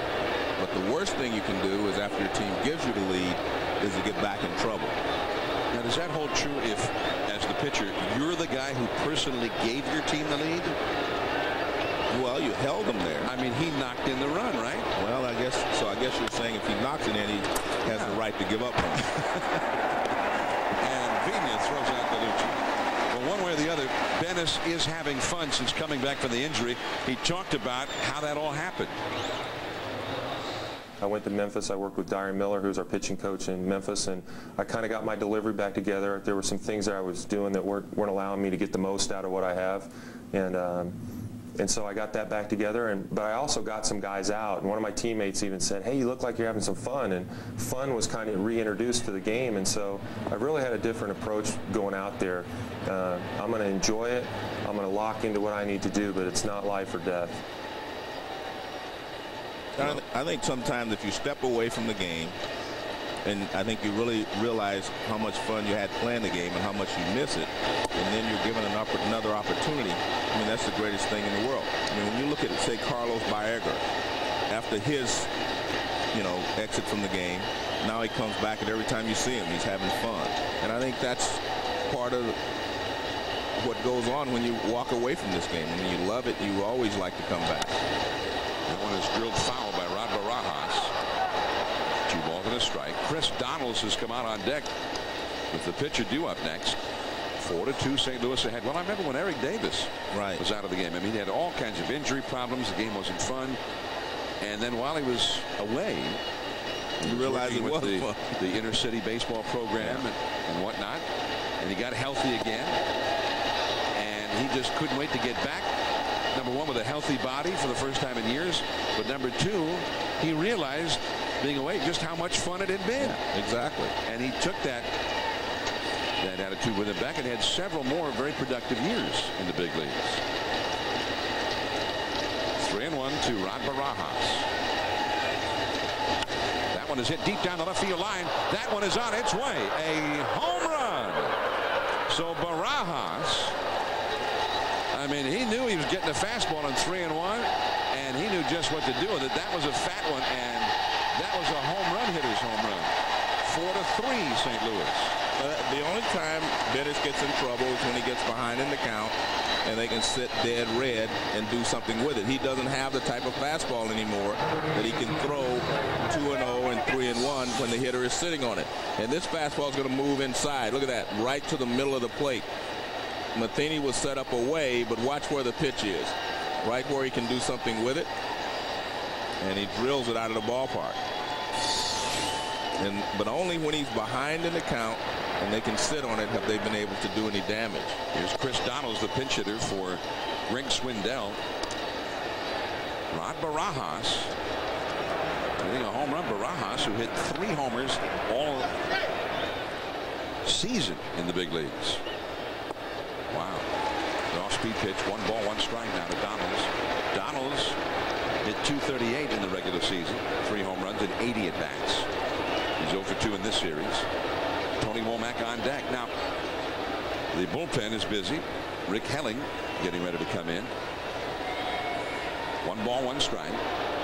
Off the outside with a changeup. 2-1. All right, so Dennis knocked in the go-ahead run. Now he's given that run back. Now, Joe, he can't. Got to hold the line there. That's it. And I gave a little bit of grace period there because he had been the man who knocked in the run. 3-1. I mean, he's the one. He feels like he let himself down here. I mean, he got himself a little cushion. He was an integral part in setting up that cushion, and it all happened because he went 3-1 on the 8th place hitter. And he's gone 3-1 again on Donalds, the pinch hitter. 4-3, the Cardinals lead. And that is ball 4. And now to the top of the order. And quickly out to the mound is Matheny. LaRussa alongside his longtime pitching coach. They were together in Oakland and again here in St. Louis. Dave Duncan. Well, I think, you're probably going to see someone get up in the Cardinals bullpen, because if you start to get to the middle of this lineup, you may need 1 out to be gotten by your bullpen, but no one seems to be getting up.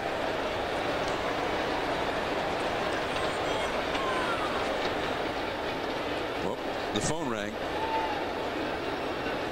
Yeah, there's someone stirring down there in the bullpen.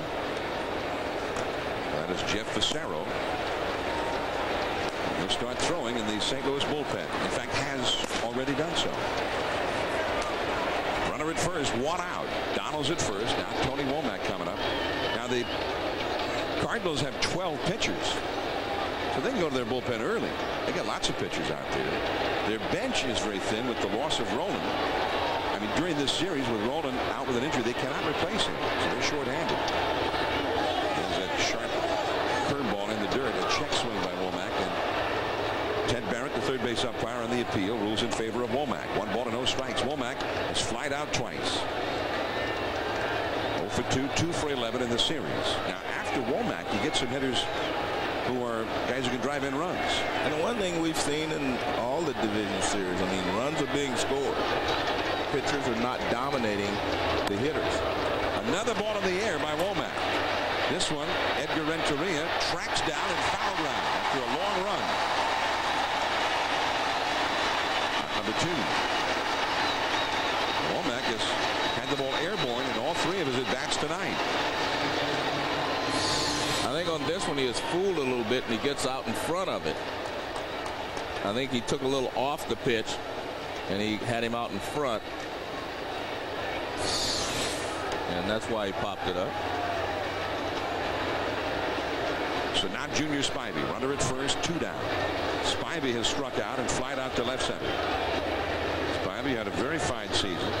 He's 2 for 12 in this series. And the split finger pitch is too low. 1 ball and no strikes. Spivey hit .301. 16 homers, 34 doubles, 6 triples in the regular year. Had a great season for the Diamondbacks, especially when he wasn't even supposed to be the everyday second baseman when spring training started. And the only reason he was given that job was because of the injury to Matt Williams. And then Craig Counsell moved over to third, and Spivey took over at second and had a fantastic season for the Diamondbacks. Counsell is another guy that they're missing badly right now. Yeah, definitely. And down the stretch of the season as well. Fastball off the outside, 3-0. You've got the powerful Steve Finley on deck, a left-handed hitter.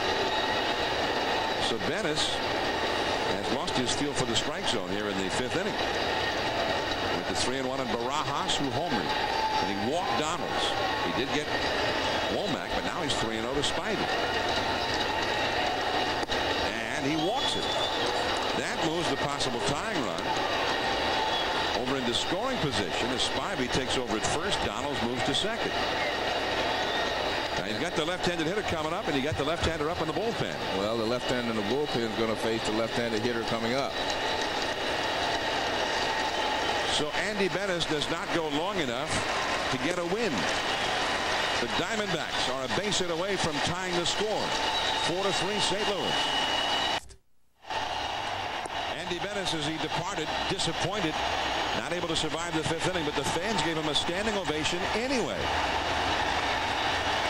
And I think it's well documented what he went through to get back to the major leagues, and they appreciate that, and they're showing their appreciation for his persevering and getting back to the major leagues.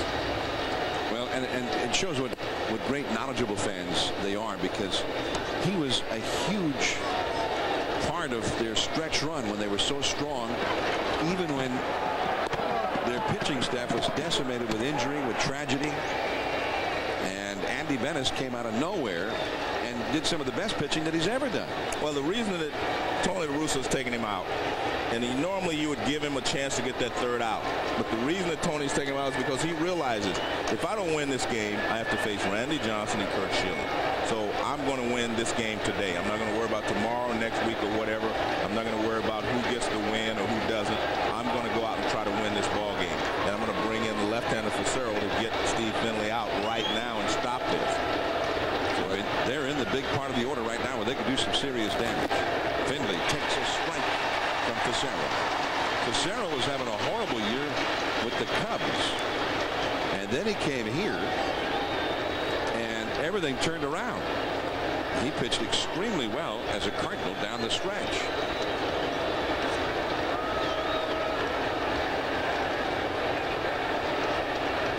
Cicero had a 3.0 earned run average as a Cardinal, and an ERA over 6 with the Cubs. He was not picked up until late August.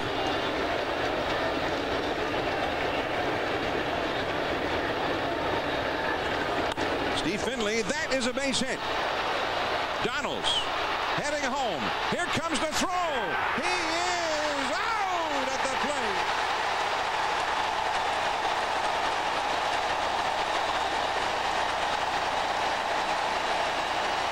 Donalds, the possible tying run, and Albert Pujols throws him out of the plate with Matheny putting on the tag.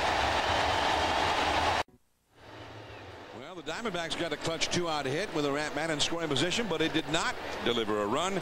Albert Pujols gunning down Chris Donalds. Well, part of this is positioning. Watch, he's playing shallow because he doesn't hit the ball that far to left field. But now the other is the execution of a perfect throw, one hop right to the plate. Nice tag by Matheny, and he shows Angel Hernandez he had the ball. Look at this, one hop, perfect, easy to handle, catch it and make the tag.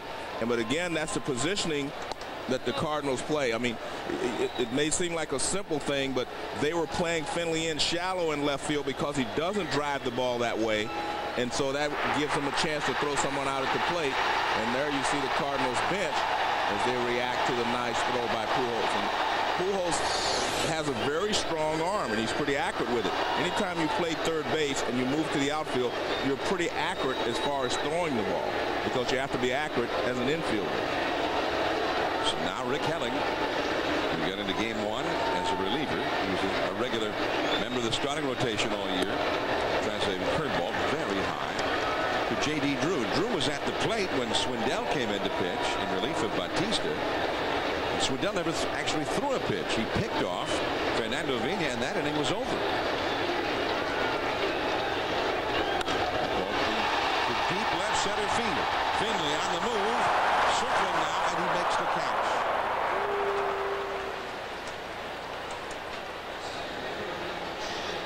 Well, we're going to show you the game 1 of this series.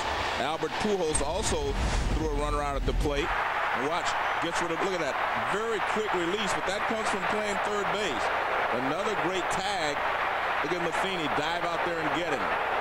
Great play by Pujols in game 1. Great play by Matheny, and he makes another accurate throw here. And that was a fast runner, Junior Spivey, that he got. Yeah, I really believe that a lot of it has to do with the fact he played third base. He has a strong arm, very accurate. He used to throwing it over the top. The ball stays straight.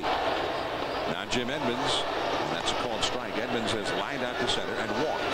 The third place hitter in the Cardinal lineup. 3 for 9 with a home run in this series. 4-3, the Cardinals lead. And a long way to go yet in this game. We're in the last of the 5th.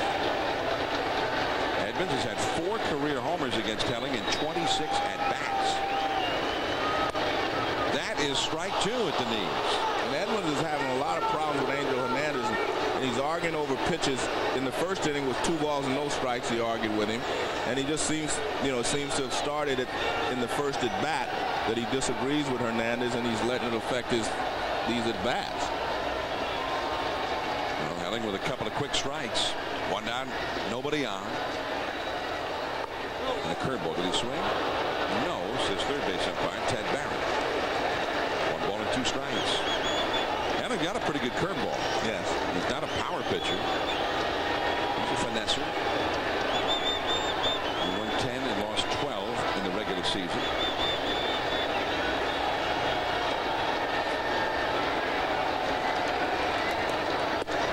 Strike 3 on the curveball. Well, Edmonds is unhappy about those low fastballs. Now he's unhappy about a high curveball.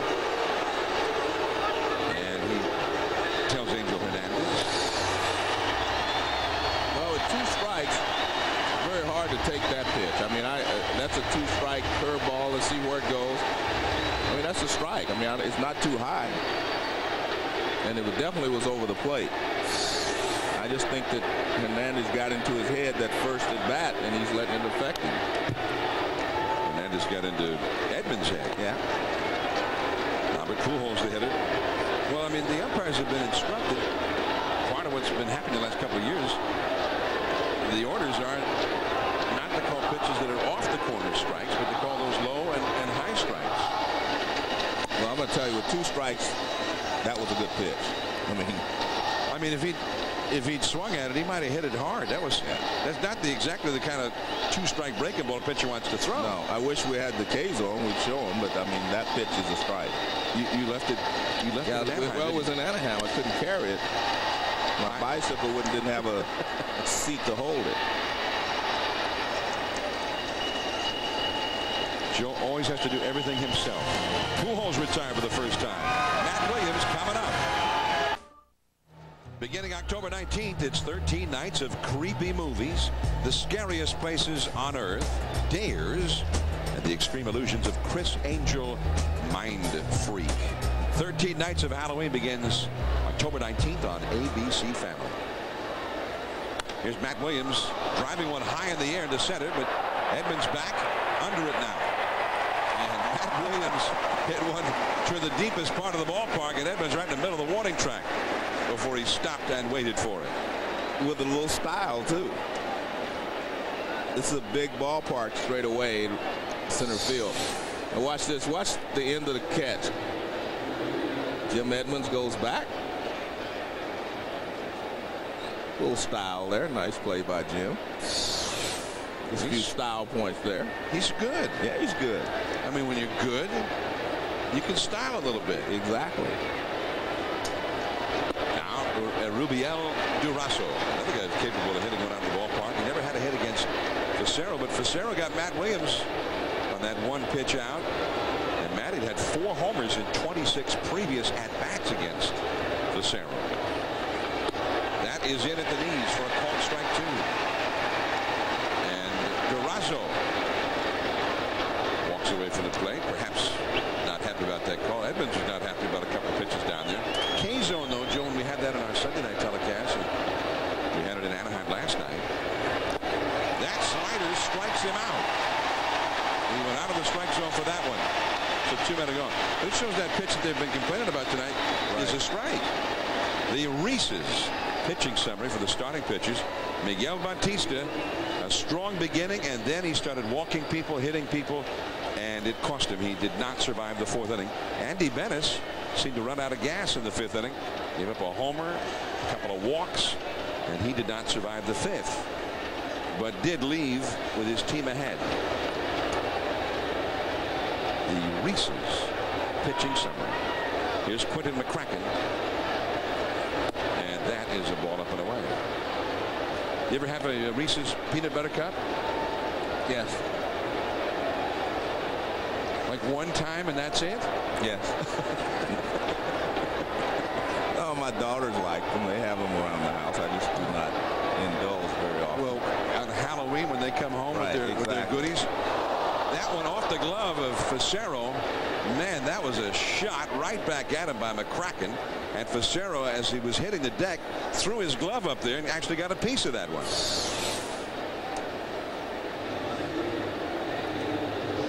Sinker down. McCracken rips it back through the middle. He gets some leather on it, but not enough to slow it down. This has worked pretty well for Tony La Russa in that he brought him in to face Finley. He's facing Durazo. He turned McCracken around, and now he has DeLucci, another left-handed hitter up there. So this inning here has been very important for La Russa if he can get Facero through this inning, and then he can go to his bullpen for another reliever in the next inning.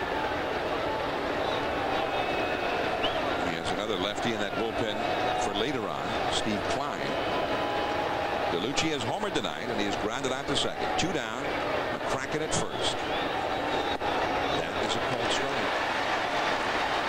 A ball and a strikeout to DeLucci. Part of the bullpen is busy. There is the right-hander Mike Crudale up.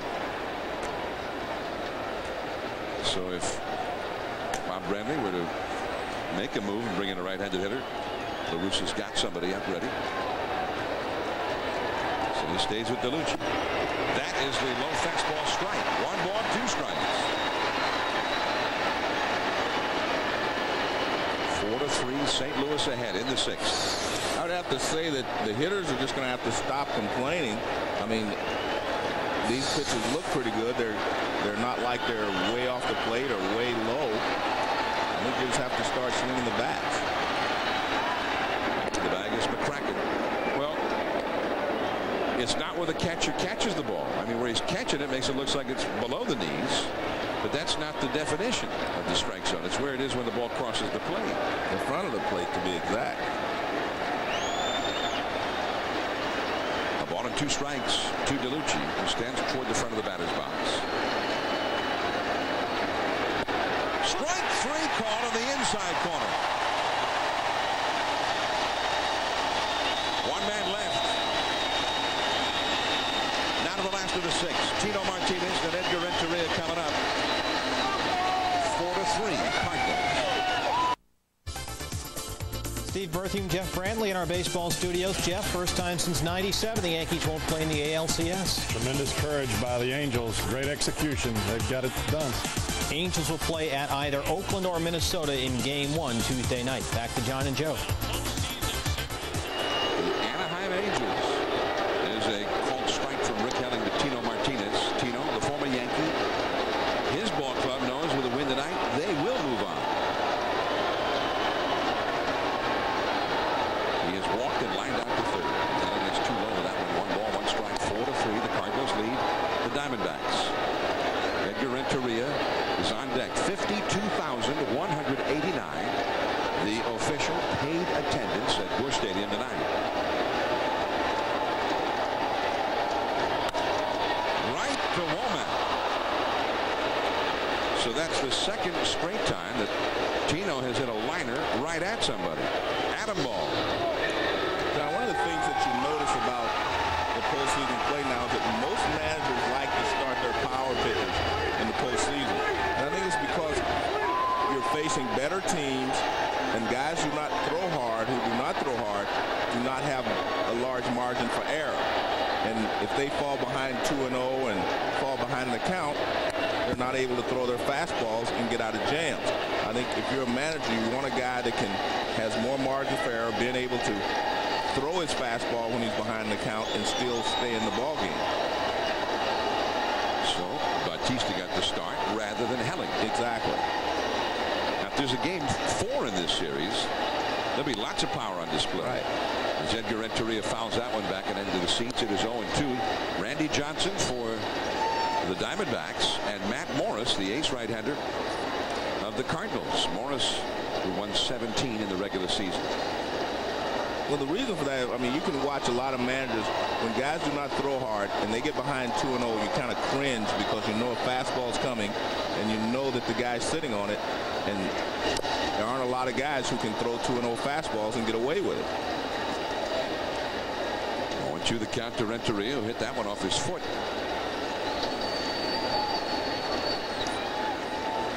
If you're going to be a finesse pitcher, you're going to have to throw strikes. You cannot fall behind the hitters and get away with pitches. Rick Helling is definitely a finesser, and a pretty good one. He's a fine pitcher. Strike 3 called on that low fastball, and Renteria is gone. He is now 0 for 3. This copyrighted telecast is presented by authority of the Office of the Commissioner of Baseball. It may not be reproduced or retransmitted in any form. The accounts and descriptions of this game may not be disseminated without express written consent. Go to MLB.com on the internet to bid on special autographed and game-used items currently up for auction to benefit the September 11th Disaster Relief Fund. MLB.com. Check it out. 2 down, Miguel Cairo. Curveball too low. Cairo knocked in the Cardinals' first run. They were trailing 2-0 in the second inning. He came up with 2 down and got the clutch hit to knock in the first run. Then in the 4th inning, in a tie game, he got hit by a pitch, and that was the start of a 2-run rally that put the Cardinals ahead. Cairo playing with the injury to Roland. And Durazo behind Helling. And safe at first is Cairo.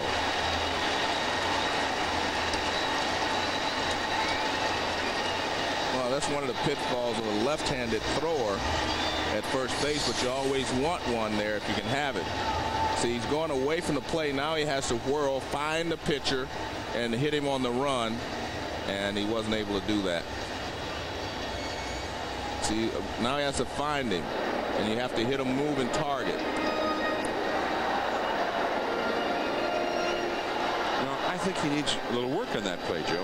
Well, you know, they have one of the slickest fielding first baseman in the dugout, Mark Grace, but they wanted Durazo's bat in there. I mean, they'd not been hitting. They only scored 3 runs, didn't hit a single homer the first 2 games. And that was with Grace in there. And Bob Brenly said, hey, postseason, defense is at a premium. But suddenly, without Gonzalez in the lineup, they just needed to try to generate a little offense. So Durazo is in there. That was scored as a base hit. I mean, Cairo really hustled on that play. I was going to say the same thing. If they make a good throw, it's still going to be very close at first base. So I think I agree with the official score.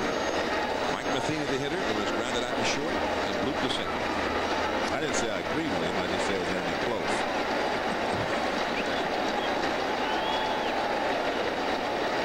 I'm agreeing with him.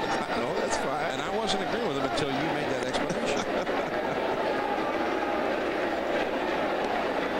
So you're sort of saying you can understand the official score's call, although you don't necessarily agree with it. See, we've been together too long. Now you read my mind and you understand. that's true. I mean, I can understand why you give him a base hit. Well, you left that part out about not necessarily agreeing with it when you first. No, I can understand why he gave him a hit. I'll leave it at that. And Matheny with a 2-strike count now. Matheny, he scored what right now is the run that has the Cardinals ahead in this game. After his bloop single in the 4th. He was moved up on the suicide squeeze bump by Bettis that knocked in a run, and that put Matheny at second, and Vina brought him home with a clutch 2-out hit. 4-3, St. Louis leading. Off the outside, 1 ball and 2 strikes. The Arizona bullpen is busy now.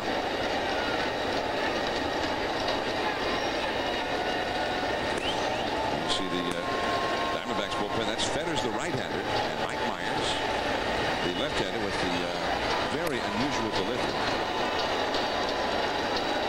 1-2 to Matheny. Back to the bag at first is Cairo. Miguel Cairo stole only 1 base during the season. Bob Brenly, last year his first year as a big league manager, and his team won it all. Right now they're just trying to win 1. Got 2 games to none in this series, and if they don't win 1 tonight, they'll go home. 1-2 to count. Pitch out. Cairo wasn't going anywhere. If you're Bob Brenly, you know, you have to say, well, you know, maybe this is easy. That was last year.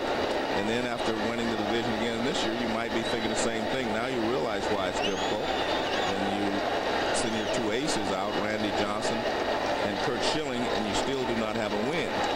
Then it becomes a little more difficult. Popped up. Got him chasing that curveball. Matt Williams takes it. 1 hit, 1 left.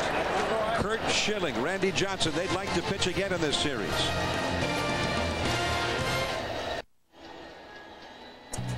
This week, a bitter rivalry on a national stage. It's tomorrow night. Cleveland will be rocking. The former Browns come in to take on the current Browns, the Baltimore Ravens, back in Cleveland. Browns have come to expect the unexpected, being on both the winning and losing side of some of the most dramatic games played in the NFL this year. With Ray Lewis and the Ravens defense coming in, more fireworks may well follow. Coverage begins with NFL Primetime, presented by Miller Lite, tomorrow night at 7:30 Eastern. ESPN and ABC, your exclusive home for primetime football. I would say one thing: if you're the Cleveland Browns, I would not upset Ray Lewis again, as the Denver Broncos did last week. And how did Ray respond to that again? Yeah. Rick, I mean, when he ran a field goal? He did. No, they kicked it. No, that was he intercepted the ball, and then he was just beating guys up all around the field. Well, who was the guy? Somebody ran a field goal. That was on the Ravens team. Here's Rick White on to pitch now for the St. Louis Cardinals. Rod Barajas, who has flied out to center and hit a long home run to left, stands in. We're in the 7th inning. Arizona is down a run. Cairo recovers, and he's still got it. Barajas is just not a very fast runner. He's a catcher. Well, the one thing that shows you there by the third baseman, Cairo, you have to have quick feet, you have to have quick hands. Now, once this ball gets away, watch, he's right on top of it. Stays in front of, hits him off the ankle. Now he charges, bare hands it, now gets rid of it very quickly, gets rid of it high. Nice play by Tino Martinez at first base as well.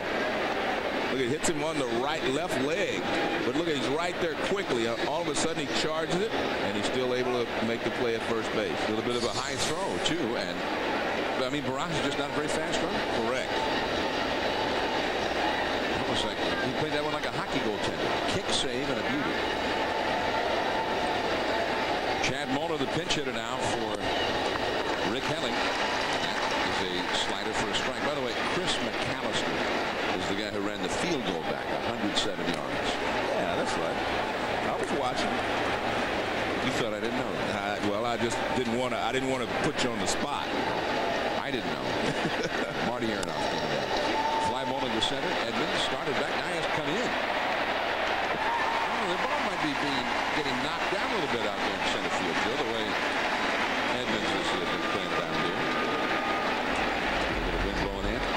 in the 4th inning. The suicide squeeze by Dennis, that put the Cardinals ahead. And then in the 5th inning, they were still ahead by a run. And a base hit by Finley, and the play by Pujols at the plate to get Donalds, and that saved the lead. Dennis leading the cheers from the dugout. He had just been removed from the game. Albert Pujols, who has driven in a run tonight, and he has scored a run, and he has taken away a run. So a pretty productive night for Albert Pujols. Now Tony Womack, 2 down, nobody on. Put away, 1 ball and no strikes from Rick White. Their pitcher acquired during the season for the Cardinals. White was in 61 games this year. Former New York Met. 2 down, nobody on. And a strike to Womack. Womack is 0 for 3 in this game. And he is 2 for 12 in this series. 4-3, the Cardinals are ahead. Junior Spivey on deck. He would be next. 2 down. Oh man. Sharp breaking ball and a foul tip. 1 ball and 2 strikes.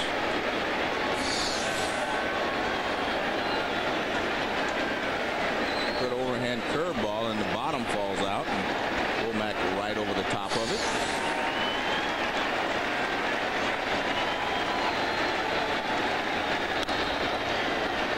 In the air, foul off the 3rd base side. 1 ball, 2 strikes. Tony Womack got the big hit that tied up the ball game against Mariano Rivera in the 7th game of the World Series. First time that Rivera had blown a save in a World Series game. That curveball bounced foul back behind the plate. 1 ball and 2 strikes. We're at Busch Stadium in St. Louis. And the Cardinals holding that 1-run lead. I'm John Miller with Joe Morgan. And we're going to Oakland tomorrow. I'm looking forward to it. Game 5 or the final game of any series is always big. It'll be an exciting time there for the Oakland fans and for the Twins and the Oakland A's. 4 Eastern, 3 Central, and 1 o'clock Pacific time. That is in the seats of the 3rd base side. Cairo gave chase. Womack continues to battle here with Rick White on in relief of Jeff Fassero. Cardinals trying to move on after winning 2 ball games in Phoenix.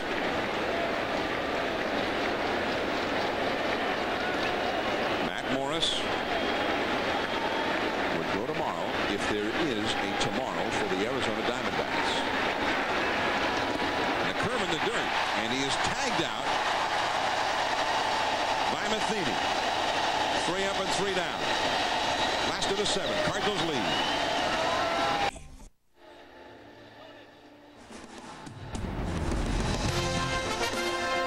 ABC Family's Major League Baseball Division Series. Brought to you by Verizon Wireless. We never stop working for you.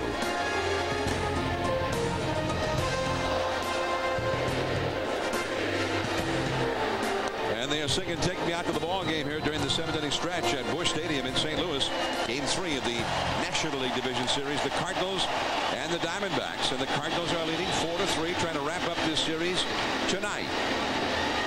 52,189, the official paid crowd here at Busch Stadium. Of course, this has been a season of pain and suffering at times for the Cardinals, and they remember their fallen teammate Darryl Kyle, who on June 22nd died tragically, unexpectedly, and his locker remains his in the Cardinals clubhouse with a special plaque. Darryl Kyle, husband, father, teammate, and friend. And Darryl Kyle, they vowed that he would remain a part of this team in spirit, and they have made good on that and have used the memory of Darryl Kyle as an inspiration to them. The Cardinals, who had so many injury problems and then a great stretch run, and here they are, and they have 2 straight over the Diamondbacks. Winning game started by Randy Johnson and Curt Schilling, no less. And now they need 6 outs more to dispatch the Diamondbacks. Mike Myers, the left-hander, comes on to pitch, and he will face a pinch hitter, Eduardo Perez. We were talking about Tony Perez earlier tonight. Eduardo is Tony's son. And that's ball 1 for Myers. Eduardo's had some big home runs in clutch situations for the Cardinals this year. He's been used a lot as a pinch hitter, and then a lot of times he's been able to play in the outfield some of the ball games. But Tony La Russa said he's done a fantastic job for him. Steve Klein up in the bullpen, the left-hander for the Cardinals. 4-3 St. Louis. Fernando Vina, a left-handed hitter, and then J.D. Drew, a lefty, scheduled to follow Perez. That's a little bit low. 2 balls and no strikes. 4 runs, 6 hits for St. Louis, 3 runs, 4 hits for Arizona. The Diamondbacks have the game's only home runs.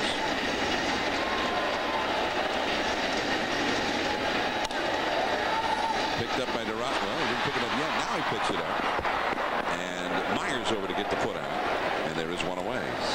Now, and I think you were talking about Darryl Kyle. I think Tony La Russa deserves a lot of credit, for keeping this team together and bringing them down the stretch, playing well. They played as well as anyone down the stretch, maybe with the exception of the Giants, but they played really well, beat the teams they had to beat. They beat the Astros, and then they were beating the Diamondbacks, trying to get the home field advantage throughout, for their division series against Arizona. So he has done a fantastic job. But along with him, the other managers, I think they all should get a tip of the hat for the jobs that they all did this year. Fernando Vina takes a called strike. Vina has singled and scored a run and has singled home a run. That was a clutch 2-out hit in the 4th inning. It drove in the 4th run of the game for the Cardinals, and they lead 4-3 even now after the 7th. Myers, who specializes in getting left-handed hitters out, and the count now is 0-2. Well, Bobby Cox, for one, I think that he never gets the credit that he's deserved. They won 11 consecutive division titles, but he just doesn't get the credit that he deserves for keeping his team together. Dusty Baker, of course, has gotten some credit, and he did another great job in San Francisco. And you have to give Bob Brennan a lot of credit for, it's very difficult to repeat in the National League, especially. The shallow right goes Spivey, and Vina is thrown out. A nice play by Spivey. Had to move well over to his left to pick it up. Well, he has to go a long way for it because he's not even in the pitcher because he's playing Vina the other way. And once you catch a ball that deep with a guy like Vina running, you have to make a quick release and be accurate with it. So 2 men are gone, and here is the powerful J.D. Drew. Well, Fernando Vina retired. That has not often happened in this series. He's now 9 for 15, 9 hits and 15 at bats. A cool .600 batting average. On the other side of things, the Arizona leadoff man, Tony Womack, has been held in check with a Cardinal pitching staff. He's had only 2 hits and 13 at bats. 0 for 4 tonight. And a strike. The Diamondbacks will have their big hitters up in the 8th inning. Spivey, then Finley, and Matt Williams. Durazo would be due 4th in the inning. Klein getting ready in the bullpen, a left-hander. And you find more and more of these games turn on matchups in situations that you can put your players in to succeed. And like Mike Myers, we brought him in. There were 3 out of 4 hitters were going to be left-handed hitters. Perez started off, but after that you have Vina, Drew, and Edmonds, in that order. And so you bring in Myers to face those hitters. Normally you bring Myers in for a couple of hitters at a time, but he figures he wants to stay close, so he matches Myers up against the left-handed hitters here of the Cardinals. 2-2 now to Drew. We saw Bob Brennan in the dugout conversing a moment ago with his bench coach, Bob Melvin. Bob Melvin, whose name comes up periodically when there are managerial openings, and there are a lot of them right now. Matt Williams can't get it. Womack from left field, and it was not even close. Drew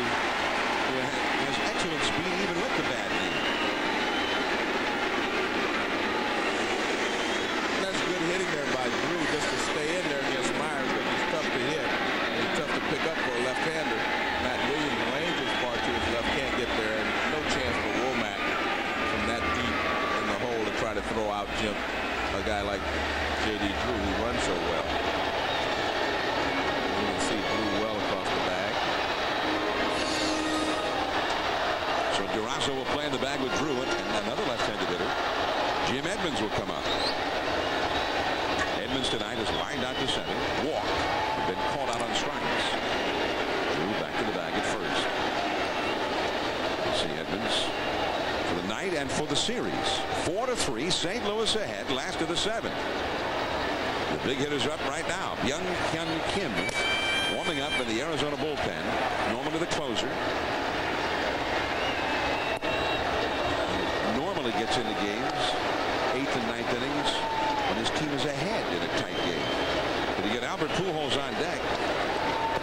If Edmonds reaches here, Brennan may go to Kim a little early tonight. They're just trying to stay alive in this game and in this series.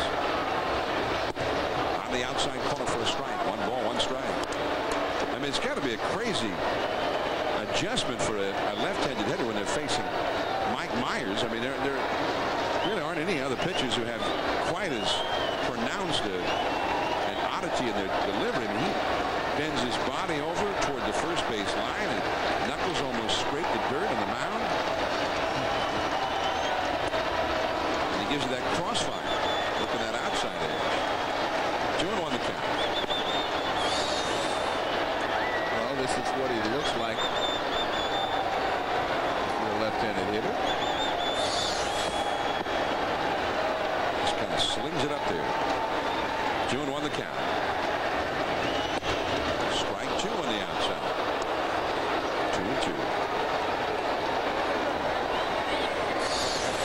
Well, he drops down and throws a little sidearm breaking ball, and that's a strike.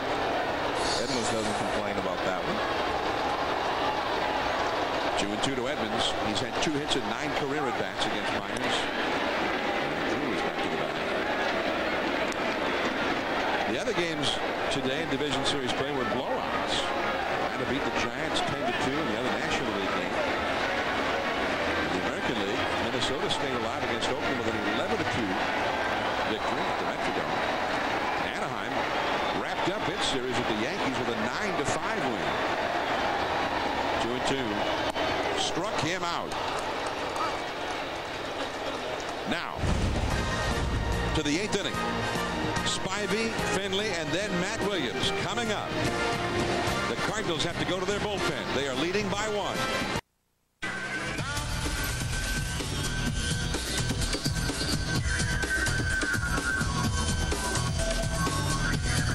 Now is the time. National League Division Series action, and the Cardinals are doggedly maintaining their 1-run lead.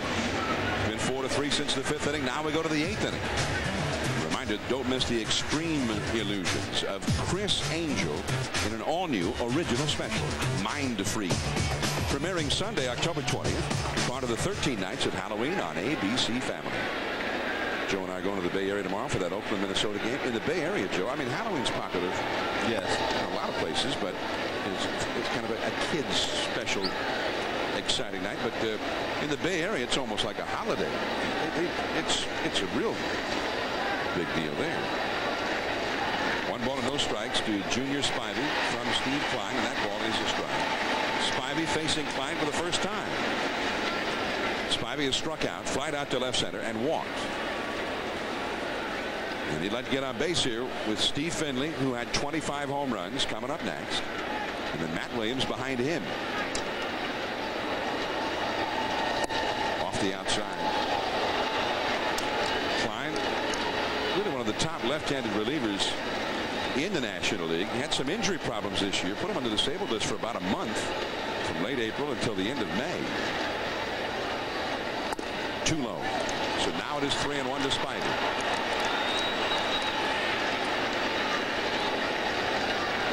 Cardinals bullpen is working. You got the left-handed hitting Finley on deck. And strike 2. Full count now. There's Dave Veers up in the bullpen for the Cardinals, a right-hander. would figure that Klein's in there at least through Finley, the left-handed hitter, on deck. Big pitch here with a 1-run lead, 3-2 to Spivey. And he fought it off, bouncing it foul. 3-2. It's been a tense game. Game 2 was very tense in Arizona on Thursday. A 2-1 Cardinal win. They got the winning run in the 9th inning of that game. This one, they got 1 in the 2nd, 1 in the 3rd, and 2 in the 4th to go ahead.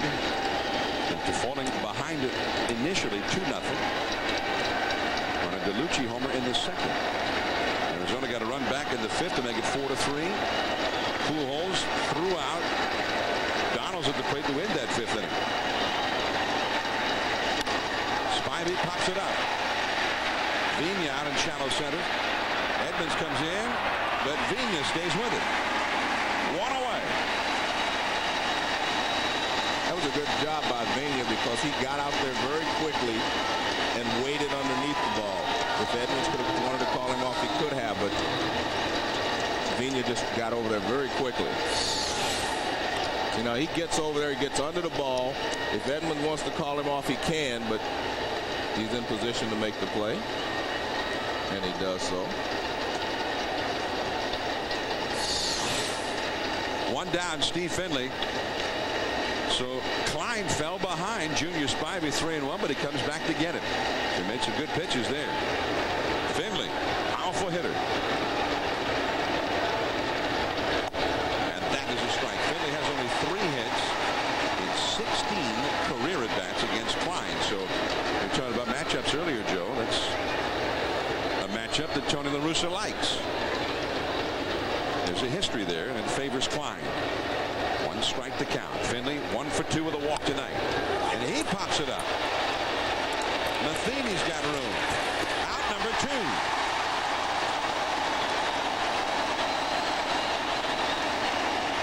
And now a right-handed hitter coming up with power, Matt Williams, with another lefty behind him. Now La Russa could go to the right-hander here, Joe, but he's got powerful left-handed hitter up next. Well, I think he wants to make sure that he has a left-handed pitcher in there for DeRozzo, and they're going to try to stay down and keep Matt Williams in the ballpark. He's got no other left-handed relievers, so he's staying with Klein. There's Veers, the right-hander, up in the bullpen. 2 down, nobody on. In the dirt. Now Matt Williams, a right-handed hitter, and a good one over the years, but Matty has never hit a home run against Klein. 2 hits in 9 at-bats against him. On the other hand, he has hit a couple of home runs against Veers. So La Russa stays with Klein. Greg Colbrin, however, has come out on deck, a right-handed hitter. With DeRozzo due up next. It's off the outside, 2-0. Well, in effect, if you're Tony La Russa, you'd rather have Dave Veers facing Colbrin than having a right-hander in there to face DeRozzo. So he stays with Klein to face Matt Williams. And that is a fair ball out in front of the plate. And the inning is over.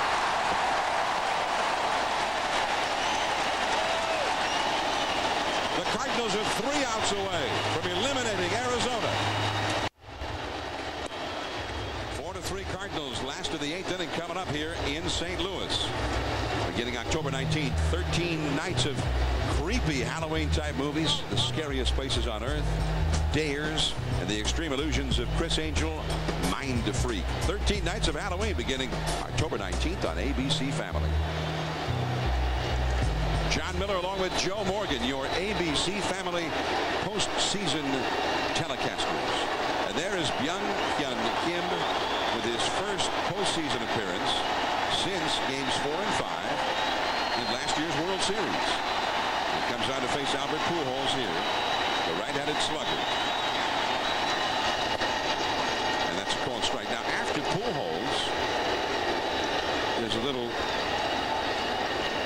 kind of a mind freak moment for Kim coming up. Oh, I like that. Tino Martinez on deck. We'll have to wait till the 13th. Talk about a nightmare.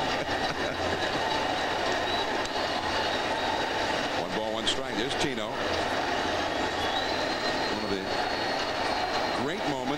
many World Series. Tino's 2-out, 2-run, bottom of the ninth inning homer against Kim last year in Game 4 that kept the Yankees alive.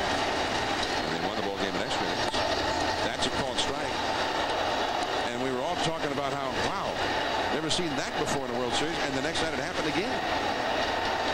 This time was Scott Brocious doing the honors. But there's Tino, who gets another shot in another postseason against Kim in a few moments. And that's along the right field line. That ball is foul. McCracken giving chase, but a foul ball. Byung-Hyun Kim. Well, you can see the ball chasing down into the corner, and it continues to curve. And it's a foul ball. Kim had an outstanding year last year, and he came back, and this was a grist for the talk shows and for preseason speculators. How would Kim come back after the 2 terrible nights in the World Series last year? He came back very well. 36 saves, a 2.04 ERA, 84 innings pitched, only 64 hits given up. And this guy, I mean, he's tough to hit. Well, I think it was made easier for him to rebound, John, because they won the World Series. If he would have lost, or they would have lost the World Series, then they would have blamed the losses on him. So I think it's been easier because they did win the World Series last year. Randy Johnson, who came in late in Game 7, not Kim, however, in that World Series. The night after he had started Game 6, he ended up being, in effect, the closer, pitching the 8th to get the final out of the 8th and the 9th inning, and he got the win in that Game 7. Off the outside, 3-2. It was interesting, the shot of Randy Johnson and Kurt Schilling sitting there, they're both just hoping, that they get another shot. And Tony La Russa is well aware of this. Remember, they were leading the Braves. They were 1 game away from going, to the World Series a couple of years ago against the Braves. And the Braves took them back to Atlanta and won both games. So Tony La Russa has been there before. He wants to close it out tonight. It's a walk for Pujols, and here comes Tino Martinez. And this was Game 4 of last year's World Series. Last of the 9th inning, and Yankee Stadium shook.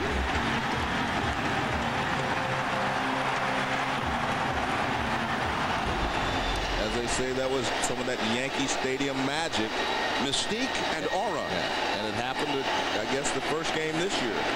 But they did not faze the California Angels, and they are going to the LCS. That's ball one. Tino, before that at bat in Game 4 in last year's World Series, actually went into the video room near the dugout at Yankee Stadium and watched video of Kim, studied him, and then created his game plan for facing him. He was looking for one pitch, and he got it, and he did not miss it. That's a strike. Now the fans here at Busch Stadium are doing that Yankee Stadium style cheer. Let's go Tino.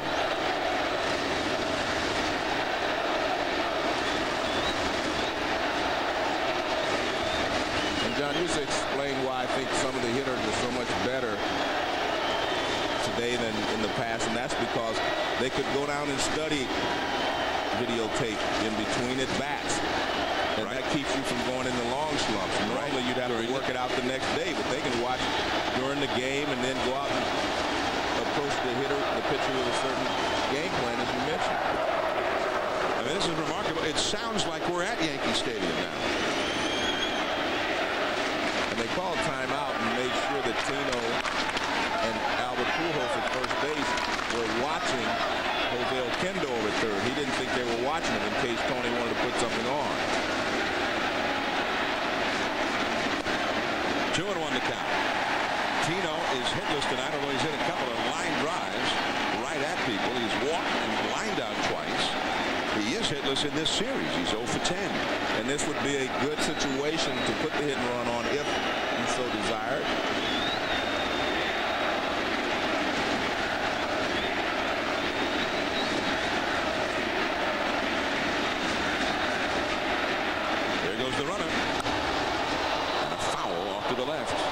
And Tino took a shot toward the shortstop hole because the shortstop Womack was covering on that play. And that's a perfect time because the ball is running away from the left-handed hitting Tino Martinez, so you open up 2 holes for him. You open up the shortstop hole if he wants to go that way, and you also open up the hole between first and second because the first baseman is still holding Pujols on at first base.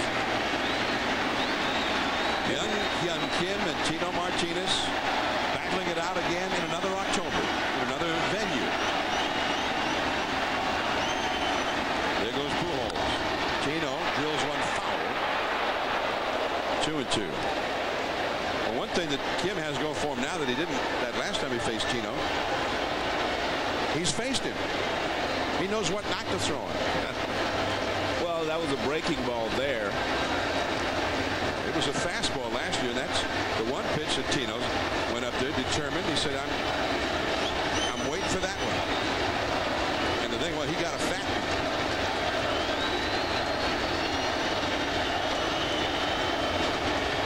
And if you're Tony La Russa, you can continue to send him in this situation because they're going to continue to try to throw a strike.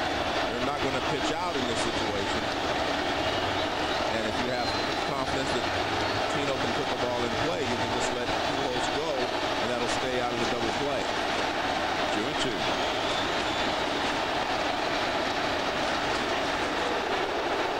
Tino Martinez is in his 8th division series. He was in 6 in a row with the Yankees, also in one with Seattle before he became a Yankee. Been in 6 league championship series. A foul, and he stays alive just barely.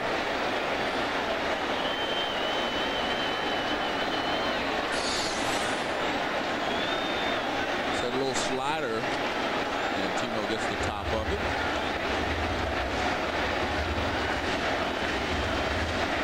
Andy Bennett still in the dugout, starting pitcher, removed in the 5th inning. Stayed in there, rooting his team on. In this situation, even though Tino hit a home run last year off of Kim, it's because you know, as Tony La Russa does, that you need one more run. You need an insurance run if you can get it. Pujols to the back. It may sound strange, but you do not necessarily need a home run from Tino. You just need to try to get one more run. You want to give your closer 2-run lead in the 9th inning rather than him having to go out there with a 1-run lead. So again, it's like Young Hyun Kim putting Tino Martinez into the deep freeze here.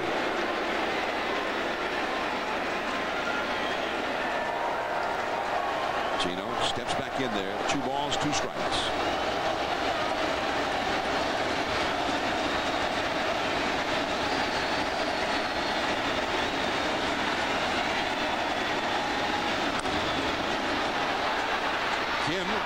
And he is in time at second, and that was a close one. Pujols called out at second. Tim Cheetah right there to make the call with Womack covering. Well, no hesitation by Kim. If he hesitates at all, he doesn't get him. And watch this. I mean, there's no hesitation. He doesn't wait. He doesn't look. He turned and fired. And you can see that Pujols went in more with a bent leg slide. Maybe if he goes straight in, he may have been able to beat that play. Well, La Russa seemed to think that maybe he got in there anyway. Now Martinez at first. Here's Edgar Renteria off his foot.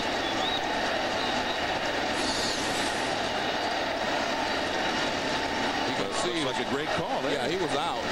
One of the reasons he was out is because his foot went over the bag. He didn't touch it on the first. So he didn't touch it right there. He goes over the bag. He was going for the man and not the bag. Tim Cheetah, professional umpire. Well done. All in a day's work.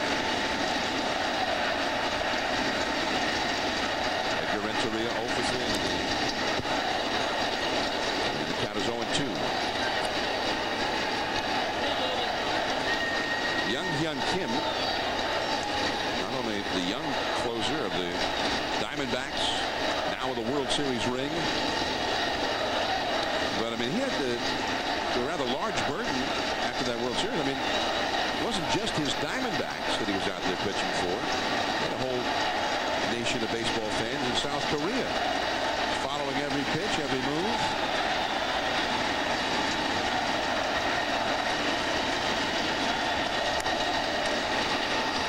Right to Spivey, and that is out number 2. Kim trying to hold the line here. He walked Pujols to start off the inning. Pujols has been forced. Tino Martinez at first base, and Miguel Cairo will come up now in the 9th inning. The Diamondbacks with their final shot, and they'll most likely be facing Jason Isringhausen, the Cardinals closer.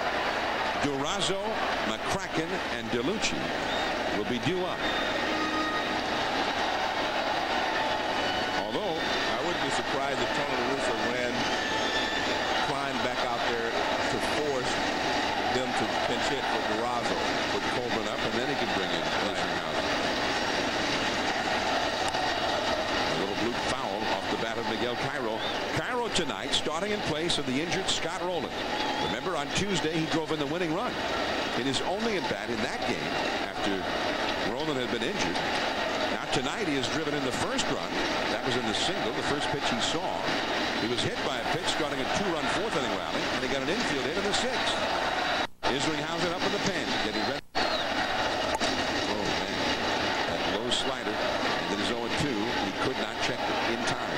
And he is just so tough on right-handed hitters. It's very difficult to pick the ball up from his release point, but he also has good stuff. He has a real good fastball, and he has a good slider.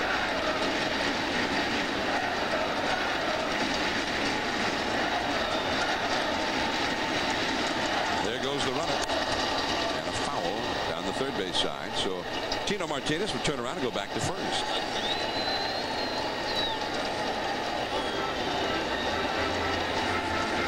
Williams there along with Andy Bennis in the far corner of the Cardinals dugout.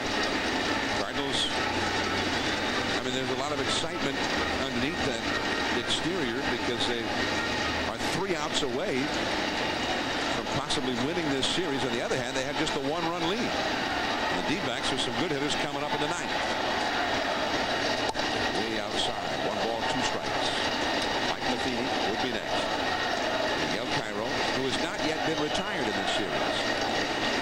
It's Bob Brennan talking about the Cardinals and the kind of bench La Russa's got, and so many of those players have such great versatility. He says the Cardinals are like an amoeba. Left center. That ball is on its way to the wall. Tino Martinez heading home, and Miguel Cairo does it again. 5-3 Cardinals. DeLucci could not catch up to it, and they get that little bit of insurance from the super sub, Miguel Cairo. And remember, we talked about it before the game. La Russa had a couple of choices to make.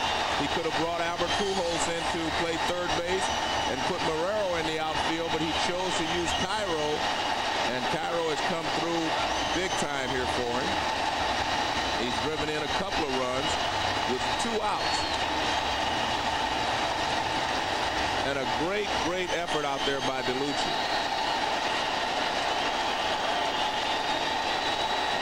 Miguel Cairo coming up big time. And Bob Brennan made the comment before the game. The Arizona manager said, hey, how often is it that it's not the Rollins and the Edmonds and the Pujols? It's guys like Miguel Cairo, he said, who got the winning hit Thursday. It's guys like that who come up big in these postseason games. And Cairo coming up real big tonight. That's 2 times he's had a 2-out RBI hit. The Cardinals have done it 3 times as a team. Vina also did it. Cardinals have scored 4 of their 5 runs with 2 outs in an inning. Mike Matheny, the hitter now, 1 for 3 in this game.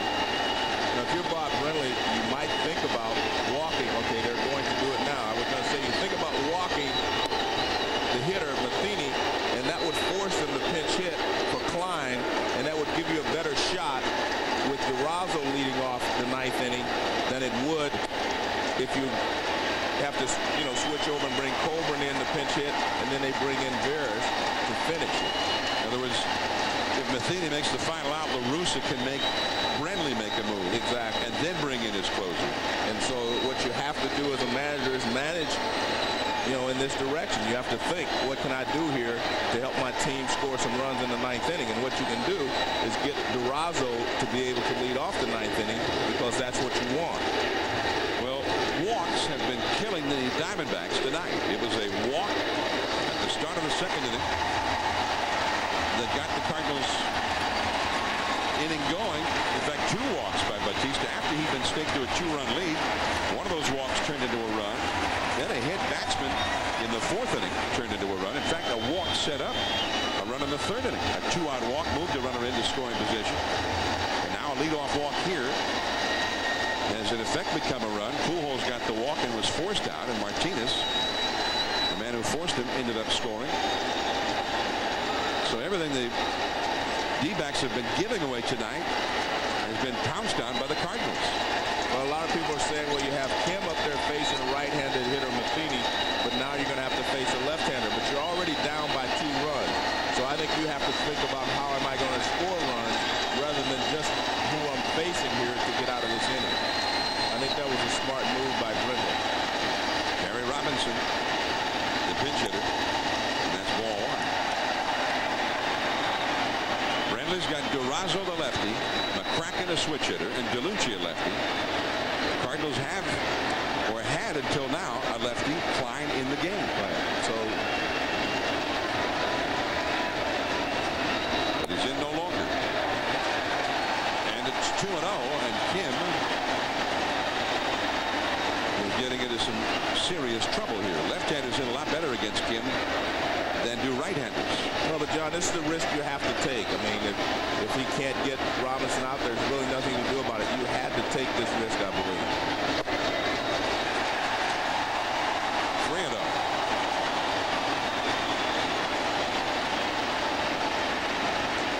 Of course, I mean,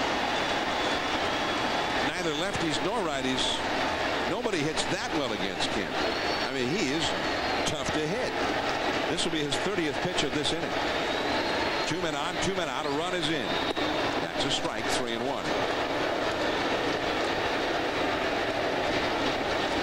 But again, Durazo, I mean, he's a big bat. And he will get a chance to swing in the 9th inning.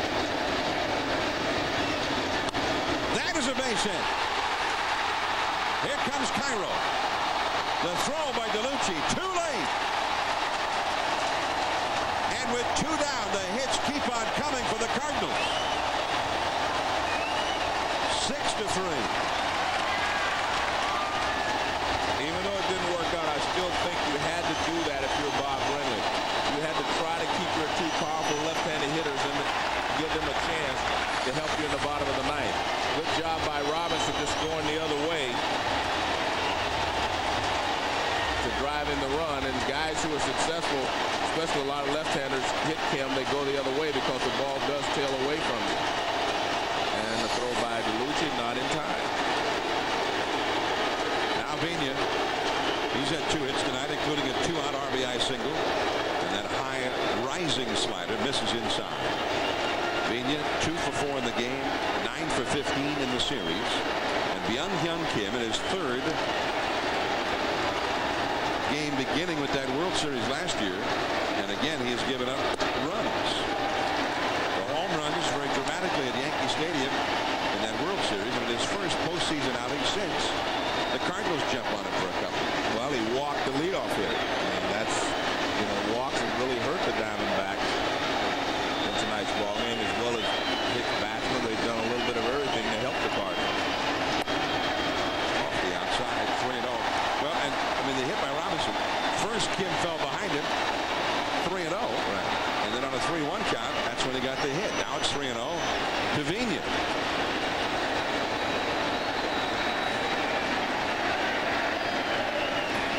And the Diamondbacks get their bullpen going. Ball 4. You know, Kim did not pitch much down the stretch. The D-backs went into a losing streak near the end of the season where they didn't need a closer. I mean, he went the last 12 days of the season, only pitched a couple of times. He's up over 30 pitches thrown right here as Bob Brenly watches the whole season sailing away. Well, actually, I think the hit by Cairo caused all this, because after Cairo, he fell behind 2 runs. You have to keep your big bats in the lineup in order to come back from that. So he had to take the chances with Robinson and Vigna, and both of them have reached base. He has walked 3 in the inning, including the intentional pass. Here is Drew, the 8th hitter of the inning. Backdoors him with a slider. 1 ball and no strikes. J.D. Drew, 1 for 4 in the game. Singled his last time. So now the Cardinals can bust it wide open. They already are ahead by 3 in the 8th inning. That's a strike. 1 ball, 1 strike to Drew. Drew, who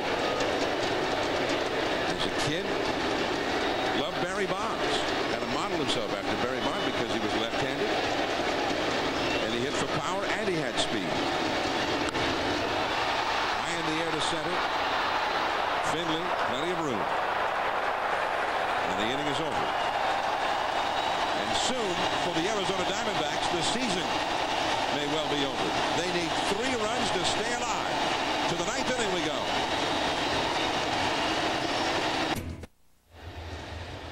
$52,189 at Busch Stadium, ready to celebrate. The Cardinals are leading 6-3 over Arizona, 3 outs away from winning this division series and moving on in the 2002 postseason. A year ago, the Arizona Diamondbacks, it was Game 7. Luis Gonzalez got the winning hit against Mariano Rivera, and the Arizona Diamondbacks had won the World Series with a 2-run come from behind rally in the last of the 9th. Randy Johnson, who got the win in that game and who would pitch tomorrow if only the Diamondbacks could win this game. But right now, Arizona is closing in on an early exit. Mark Grace, who got that 9th inning rally started last year with a clutch base hit. Steve Finley, who had such a fine season this year. And on down the list, the D-backs. May well have thought it could not quite happen this way. Not with Randy Johnson and Kurt Schilling in the rotation. Here is Jason Isringhausen. Isringhausen, who got a save in the 2nd game on Thursday of this series, and who has had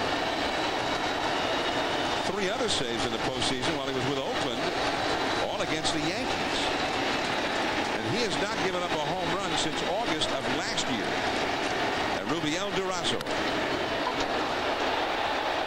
Edmonds gets there. 1 away. And John, we saw a shot of Randy Johnson sitting there. A lot of people wondered why you didn't bring Randy Johnson back on 3 days rest. But if you did, it's still going to work out the same way. You're still going to need someone else to win a game other than Kurt Schilling and Randy Johnson. And so he chose to give Randy his full rest in the hope that they could win tonight's game. Then he would have Randy Johnson on full rest, and Schilling could go on 3 days rest. Cardinal bullpen, 3 2/3 scoreless innings tonight after an early exit by Bennis. He was lifted after 4 2/3 innings, although he was ahead.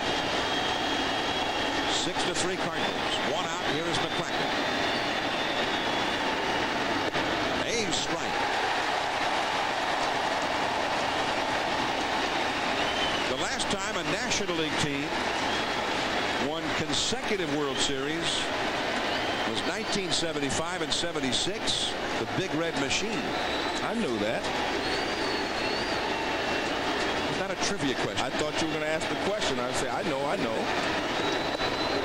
a curveball. It is 0-2. And that will remain in place for a while. The Diamondbacks, who won the World Series last year, about to be eliminated, but it's not over just yet. But they need 3. You think of a 3-run rally, you think of the home run. And Isringhausen has not given up one since August of last year. And no matter what, I mean, you have to tip your hats to the Diamondbacks. They've done things that no expansion team in the history of the game has ever done. I mean, just to go out and beat the mighty Yankees last year and win the World Championship, and then to follow that up by winning the Western Division this year shows that they have really, come a long way as an expansion team. There's Jerry Colangelo. He's the managing general partner of the Diamondbacks. 0-2 to McCracken. Strikes. And they had a lot of injuries that have hurt them this year, not just the loss of Luis Gonzalez. They lost Craig Counsell. Yeah, and that was a terrible loss. Yeah. And even earlier, before the season started, they lost Batista, who was a real good hitter in the postseason last year. Well, who actually started the season and was red hot. Right, and he was the guy that actually was replacing Reggie Sanders. He played the first 40 games and hit .325. Yeah, so and was out for the year. So, I mean, and I'm sure they're not going to use that as an excuse, or we're not trying to make excuses for them, but, I mean, they did lose some guys that were very important to their ball club. Well, I mean, they won. Very difficult to defend without your full complement of players. Despite all of that, I mean, they won 98 games. But I think also they've run into a red-hot Cardinals team that has played so great down the stretch. They went into Houston in a big series, and they beat the Astros there. The Astros came here, and they beat the Astros here. So they have done what they were supposed to do to get to this point, meaning the Cardinals. That is a fair ball. Tino Martinez, out number 2.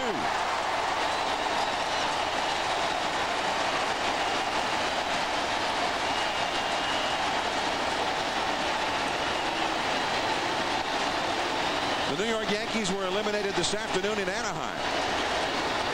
The first team to be eliminated in this postseason. And the team that beat the Yankees in the World Series last year, the Arizona Diamondbacks, are 1 out away from being the second team to be sent home.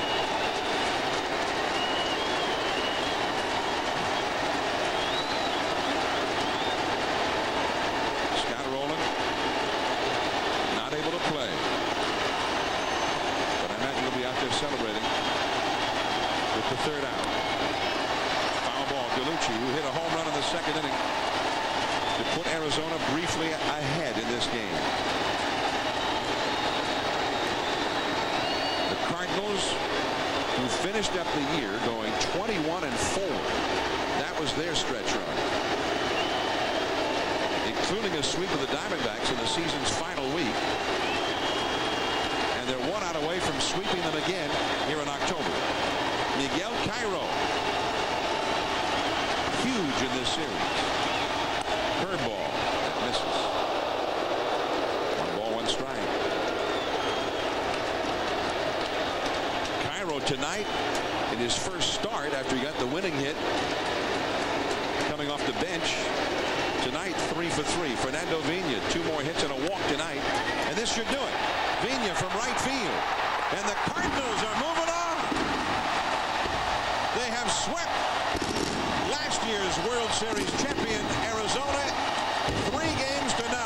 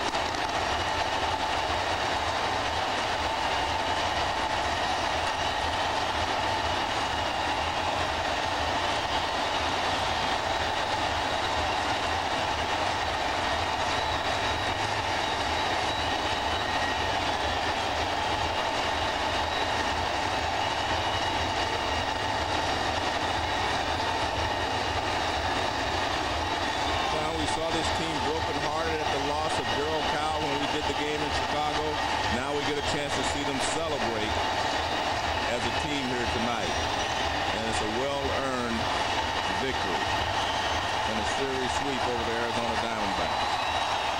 They beat Johnson. They survived Schilling. They have swept the Arizona Diamondbacks. And now we'll get a few days off. Waiting to find out if they'll be playing Atlanta or San Francisco.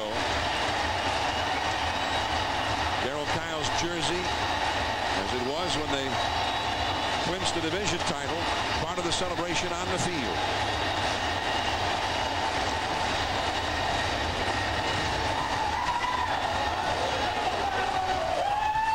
The St. Louis Cardinals are moving on. They've been in 15 World Series, and they're heading to their 6th League Championship Series.